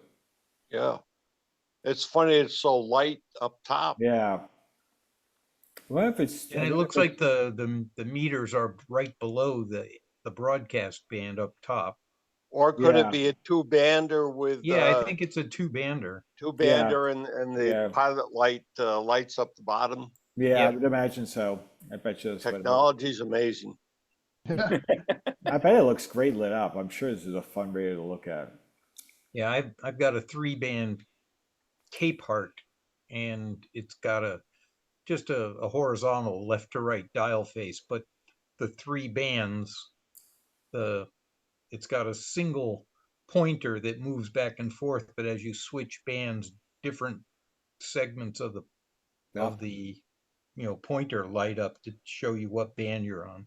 Right. Ah, Pretty wow. cool. That'd be nice. I'd like that.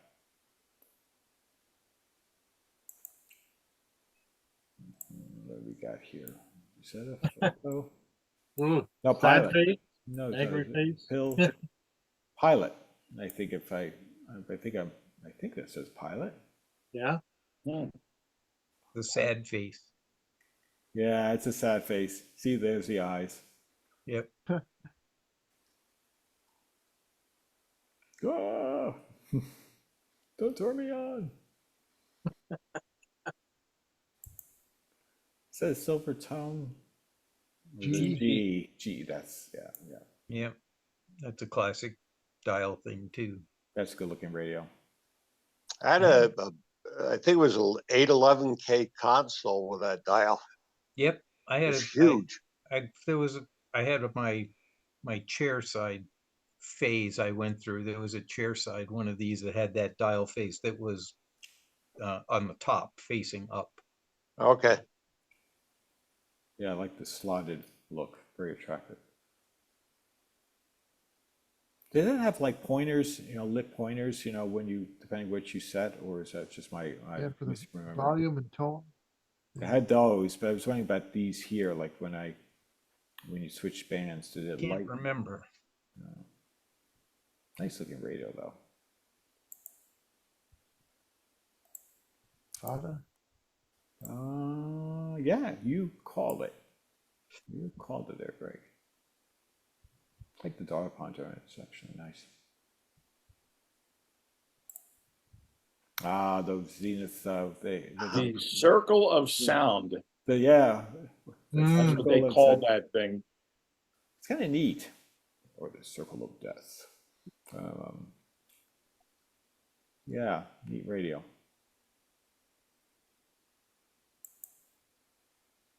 Here is, oh, is that one of those bed? That's Mitchell bedside. Lullaby. it's the bedside. You put that Yeah. on the headboard, and that's your light to read by Mitchell, when you're yeah. laying in bed.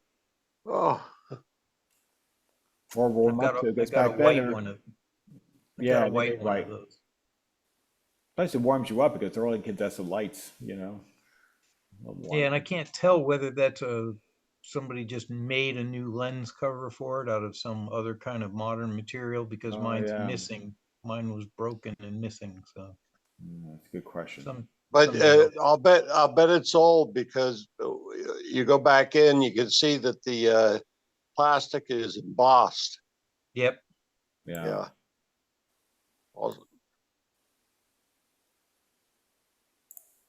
So now you know. Yeah, we know. Now you know the rest of the story. Ah, nice white dial zenith. Yeah, that's Mm. really nice. I really like the white 39. dials. I really like the Cool white dials. buttons. What was he asking? Something Whoa. big. Yeah. 440. Yeah. Ooh. No, it's a big block. Yeah. Yeah, it certainly is. Yeah. It is nice though. Yes. He does nice work. Be better if it had a slant 6 price on it. Yeah. It's a GE. Yeah. That's a nicely, beautiful Oh, cap. really nice wood on that. Yeah, it's beautiful. It really is.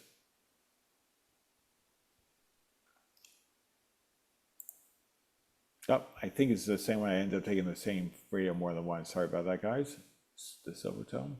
It's that feeling of deja vu all over again. Yeah, you go. 275 was. Patterson? What the heck is Silvertone? Yeah, it was a Silvertone. So 275 was the asking price.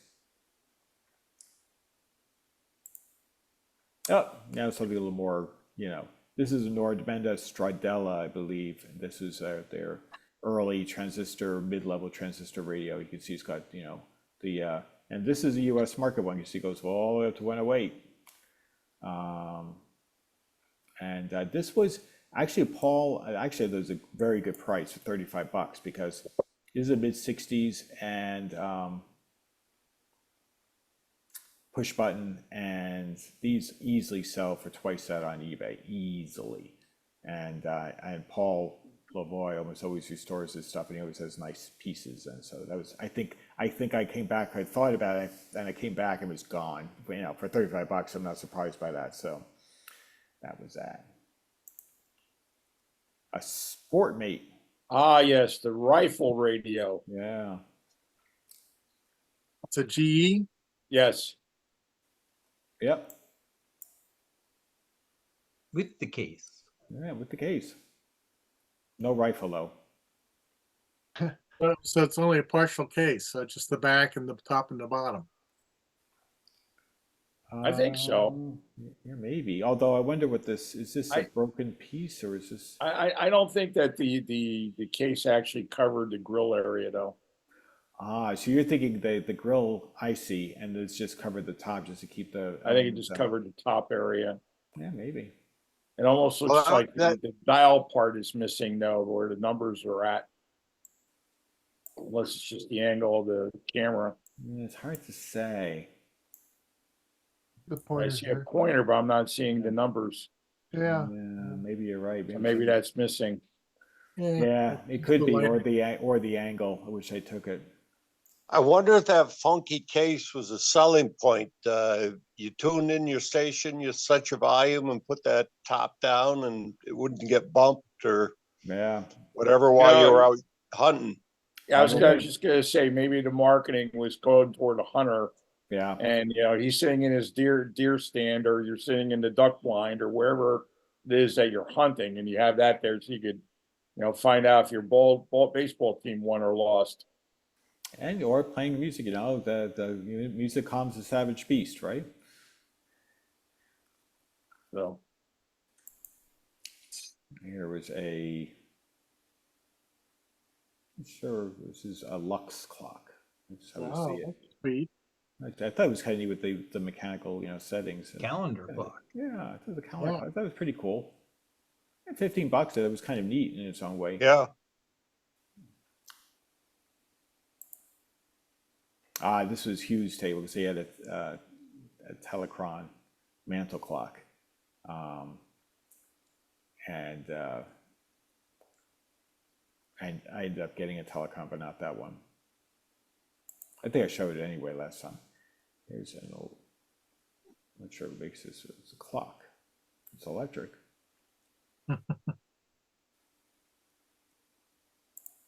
Oh, this is Joe's. This is a better shot. That's that early Bose.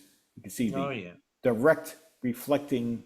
You can see the light up music system. So I had to even have that backlit, so you knew it was, what you bought. The direct reflecting. What with your 302s, huh?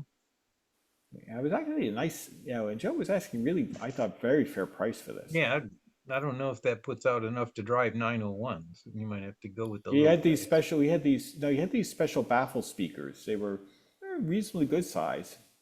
And he was playing them. They sounded great, actually. Didn't sound. He was actually $2 for the whole kit, and it came with a turntable on top of it. I thought that was a steal, personally. I looked long and hard at it. I thought it was very fair. What kind of turntable? Was it something decent like a Gerard or a Dual? Yeah, it was a nice turntable. I forget which it was offhand, but it was a nice turntable. It was no crappy one. I thought Joe gave someone. Looks like a you really good can. deal. Is that it? A little bit of it to the right. Looks like I see like a hinge to a dust Yeah, cover. that's probably what it is. He probably took it off because it was sitting on top of it. It was $2, the whole shebang, the speakers and all. I was like, even if it didn't have the turntable, I thought it was a fair price at $2 with the speakers.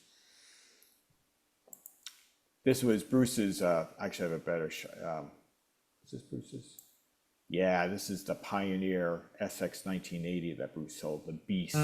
This is the creme de la creme of receivers, 78. And this, look at all the buttons. You like buttons, this is the radio to own. But I guess Bruce was saying that these things sell on eBay, for like $12K, and he sold it at the show for $5. And so somebody got themselves quite a piece for, got a really good deal. I hope it came with an instruction manual. I don't know, but boy, there's a lot of buttons on there. Yeah, I mean, look at You that. need an FAA checkout before you can. Yeah, you They're all well labeled. You need a checkoff list. You need a takeoff list. Before you Right. turn it on. Check. Check the flaps. Make sure the spoilers. What you really need is a 6-pack of deoxit. Oh my God! Yeah, Yeah, this was the. This is probably Bruce was either showing his listing or someone else's. I don't think this is Radio Orphanage. So somebody else, he was showing this, what you're getting for the price. There he had a nice big 5,000, which it was. It's 270 watts per channel, crazy. And it's lease breaker. It says lease breaker on it. Yeah, that's when your neighbor below screams, "I want him out of here!" But look at the size of this thing. Look how deep it is. This thing has got some heft. You probably need a friend to go haul this out to your car, especially when you plunk down $5,000 for the thing. Take you probably 2 months to service the thing. Oh my gosh, this thing's beautiful. I mean, it was like as perfect a one as you'd find. It was really nice. Really nice. Oh, early donuts, circa, I don't know, mid-50s. These were actually plain donuts. You can see they're starting to time is taking a toll on them. But yeah, Bruce is always good about giving out donuts and water. And so I think I had partake. I got to brag. I just had a fresh Krispy Kreme off the machine for dessert. That's good for you. Good thing I do have a weak spot for donuts. I don't have them very often, but when I do enjoy them, especially as apple cider donut that was freshly made. Oh, Uh, oh, these are the tables at the silent raffle. Hmm. So here's an RCA Victor, and yeah, I shouldn't say them all. I'll spin through these quickly because we're sort of past time. But Tonadyne. yeah, the X551. This is donated by Joe Devonshire. And here is a Tunadyne. Early set. All tubes are there. Pretty neat. That was done by Larry. TRF set. Mid 90s. Yeah, Tunadyne. Impressively named. And here was a nice big Tuesday, but those are like the ones you found at like Radio Shack. Big monster tube testers. That's a drugstore tester in a briefcase, really. Colonial, yeah, the Colonial tube tester. Yeah, that tester and the other one came out of an estate that the guy gave Right. stuff to the club. That was really nice. This was Yeah. another nice one. I mean, That's a nice one. yeah. So which one is this? Is a triplet tube tester 344. Yeah, Yeah, that's not from the estate. That was from Jim. Oh, that was Jim Ligori's. Yeah, that was from Jim Ligori's estate. Jeanette had actually dropped a few items off. The next thing is Jim's too. Yeah, Jim had this very nice Zenith, strike that Sylvania piece, speakers and all, really nice.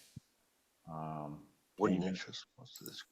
There's the speakers, really nice speakers, and That Copied. came from the estate too. yeah, They copied the tuning dial from Marantz. yeah, it looks that way, didn't they? This one is Polk Audio. Mhm. It's donated by Bob. Oh, Bob Harris. Okay, Subwoofer. subwoofer. Yeah, it's pretty nice. And this is Philco. the Philco. Yeah. Yeah, Oh, Joe did a nice job on those. You call that a Yeah, hip sure it did. No, the hippo has a well, it looks like the hippo's mouth, sort of a rounded. Yeah, Nice little radio, beautifully done. Yeah, Joe did a. That's a decent 5-tube radio. Even with the tune loop on it, does a really good job. Here's another ye old. This was Ramstone. Now that's a name I hadn't heard of. Battery set, Ramstone. Not renamed Flintstone, but who donated this? I forget. I don't know. Ramstone? And then Ramstone's another. tri- This one is Nutridyne. That's right.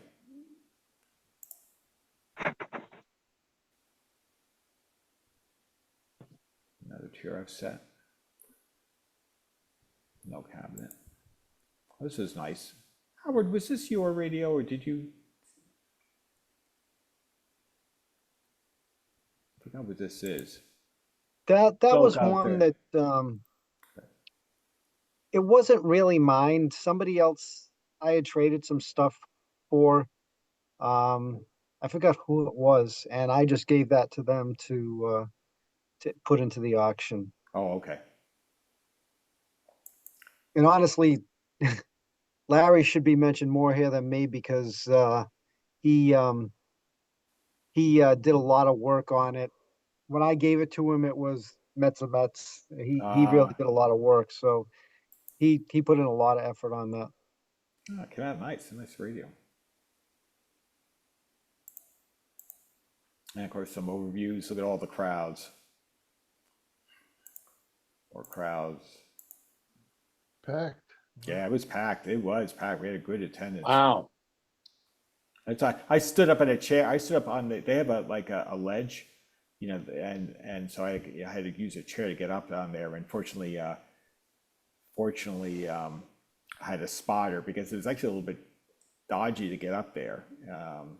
And Roger, fortunately, was walking with me, and so he's like, "Make sure you don't fall." But I had stood way up. I could get a nice panoramic view, and sort of a bird's eye view.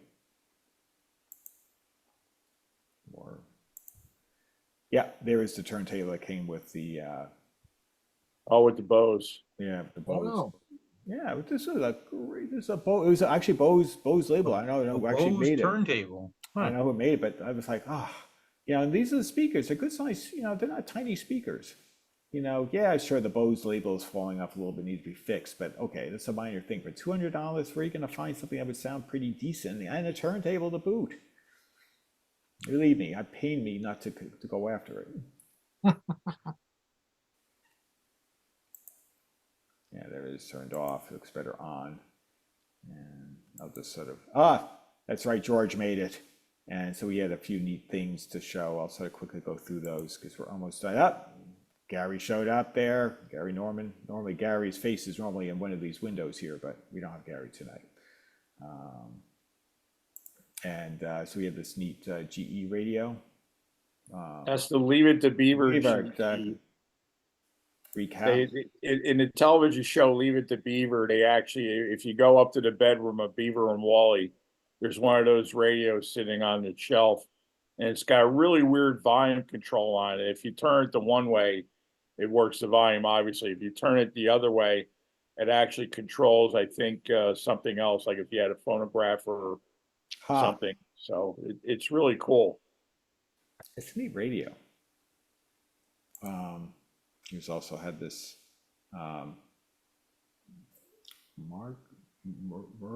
Music-phonic. Music-phonic. That's GE. Oh, there we go. There, I see the GE. I just couldn't find that's kind of neat. Certainly different. Oh yeah, he had some escutcheons, but he had this neat a British radio called Murphy. Early 50s, I think, early mid 50s. Unusual looking, dial face. Even had the original manuals. Look at this, Murphy 153, 54. Wow. Operating instructions, all in like a really wonderful shape. And then he also had a bunch of transistor radios. Grand Prix and Mascot. A few things there. John, if you're going to back up, I'm going to challenge that's not a British radio. Oh, is that right? What would you think it is? Yep. I thought that back up. Look, there you go. Zoom in on the bottom of the instruction manual. Oh, sorry, Carl. Is it because of you think this is Spanish? You think it's a Spanish radio? Boy, it's something. Maybe. Okay. I see operating instructions. Maybe it is, but boy, they were prepared for the whole European market. Yeah, maybe they, it was trying to export as well. Neat radio. I've never seen one before. Yeah. George actually has some very interesting. He was showing. Here's the schematics here. Wellwyn Garden City. That's kind of the name. Sort of sounds British. Yeah. Radio Limited. Perfect shape. George has had. I know he's got a French radio. He's had some really neat stuff in his past when he's had tables. So he has a neat European radio collection. And here's one of the consoles I think we talked about earlier. This Philco. Yeah, Philco. I don't know if that's got the turntable inside the thing or not. I didn't look. Let's see if it says. I don't know if I can. Philco complete unrestored. $100. Yep, says record player. Yep. Oh yeah, With- yeah.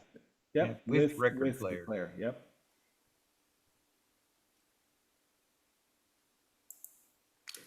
George brought this, and someone bought it. They bought it and they were reselling it. They literally flipped it. I don't know what he was asking for it, but somebody saw it and said, "This is the price I want to pay." And I literally, I walked. I was talking to George for a little bit. I walked down the aisle. I see the same thing, at the other seller's table, and I said, "Wait a minute, there can't be two of these, in the same place." I walked back to George, and it wasn't there. And I said, "George, you sell it?" He goes, "Yeah." I go, "Oh, I guess they're flipping it." Because they had that ready as a for sale tag. Let's see here. This is a. What this is. Another GE. Yeah. All right. Got a clock and a radio there. Yeah, yeah. Oh yeah. There's the spinner dial right there. Thumb wheel. That's the word I meant. Thumb wheel. And the Panasonic, I mentioned, there's a emotional feedback system. So it's an amplifier. Unusual. Never seen one before. This is my boy's table. There we go. He restored that himself. He did the airbrushing himself. He said, "Never airbrushed before." And I said, "Well, you got a real touch," because he did. And he has the thing. Of course, I have it lit up. I had to show the lit up because, look at that thing. It's as flamboyant as you'll find. Really cool. $1,500. Yeah. Well, it's a ground up restoration. I mean, there's some German. Here's a Prince. This guy sells a number of European portables. That was kind of interesting. And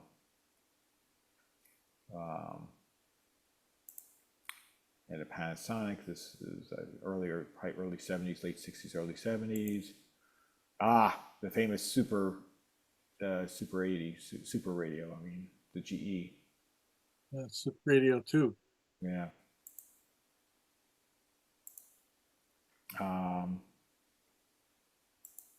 And this was neat. This was a ITT. Yes, don't see these very often. It was actually a really kind of neat radio. I was tempted, but I managed to resist. But I suppose this is kind of neat. And the Masterwork little portable radio. A Zenith Royal 780. Sony. Oh, I took a second shot of that. Oh yeah, looking for quack medical devices. Here we go. Oh, Hallwork Castleton high frequency violet ray for beauty and better health. I bet Tom has one of those. Sorry? I bet Tom Pereira has one of Oh, it those. wouldn't surprise me. Oh yeah. This is a better shot of the Emerson. This is another set that was kind of unusual. I didn't know what to make The of it. hotel one? It could be, judging from the. Coin operated? Yeah, it looked like it to me. With the slot. I didn't know who made it. Is it Emerson clock? Thought it was kind of neat, these old boxes. Ooh, that's actually from like 1928, I think. Yeah, I think it's pretty early. I thought that was worth a shot. That's why I took the photo, because, well, this is unusual. It's very cool. Here's a better shot of the Motorola. I finally got one a little later. That's right. I forgot I did. Neat radio. Really, and actually in very nice shape, I would say Yeah, it's overall. beautiful. Beautiful. I think $85 is probably fits that. I think it's 85. I forget. The dial actually slides back and forth when in the handle when you tune the radio. Oh. Yeah, they call it a The ribbon pointer dial. That stays little stationary yellow. on the handle.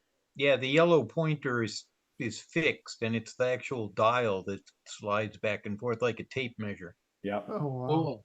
How cool. See, probably this. I assume this is the tuner here. Yeah. Yep. Yeah. Cool. Really cool. Is this a True Tone? No, Airline.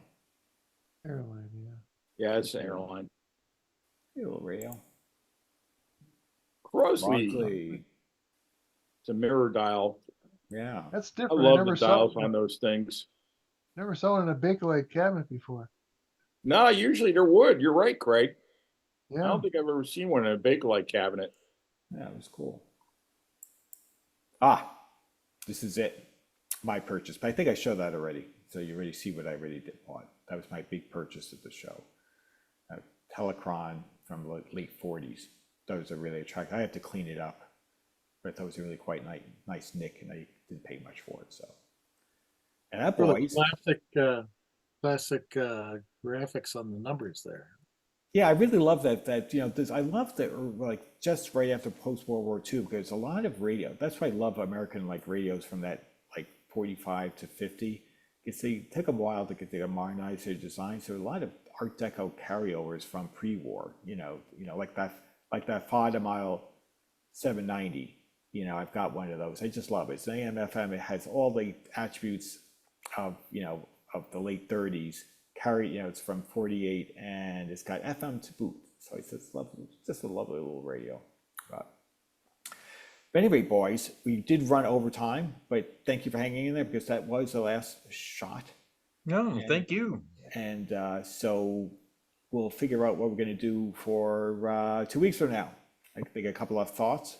Noah, if you are wanting to show some of those shots from Florida, I have some other material I can show, because I know you said that there's not enough to fill the show.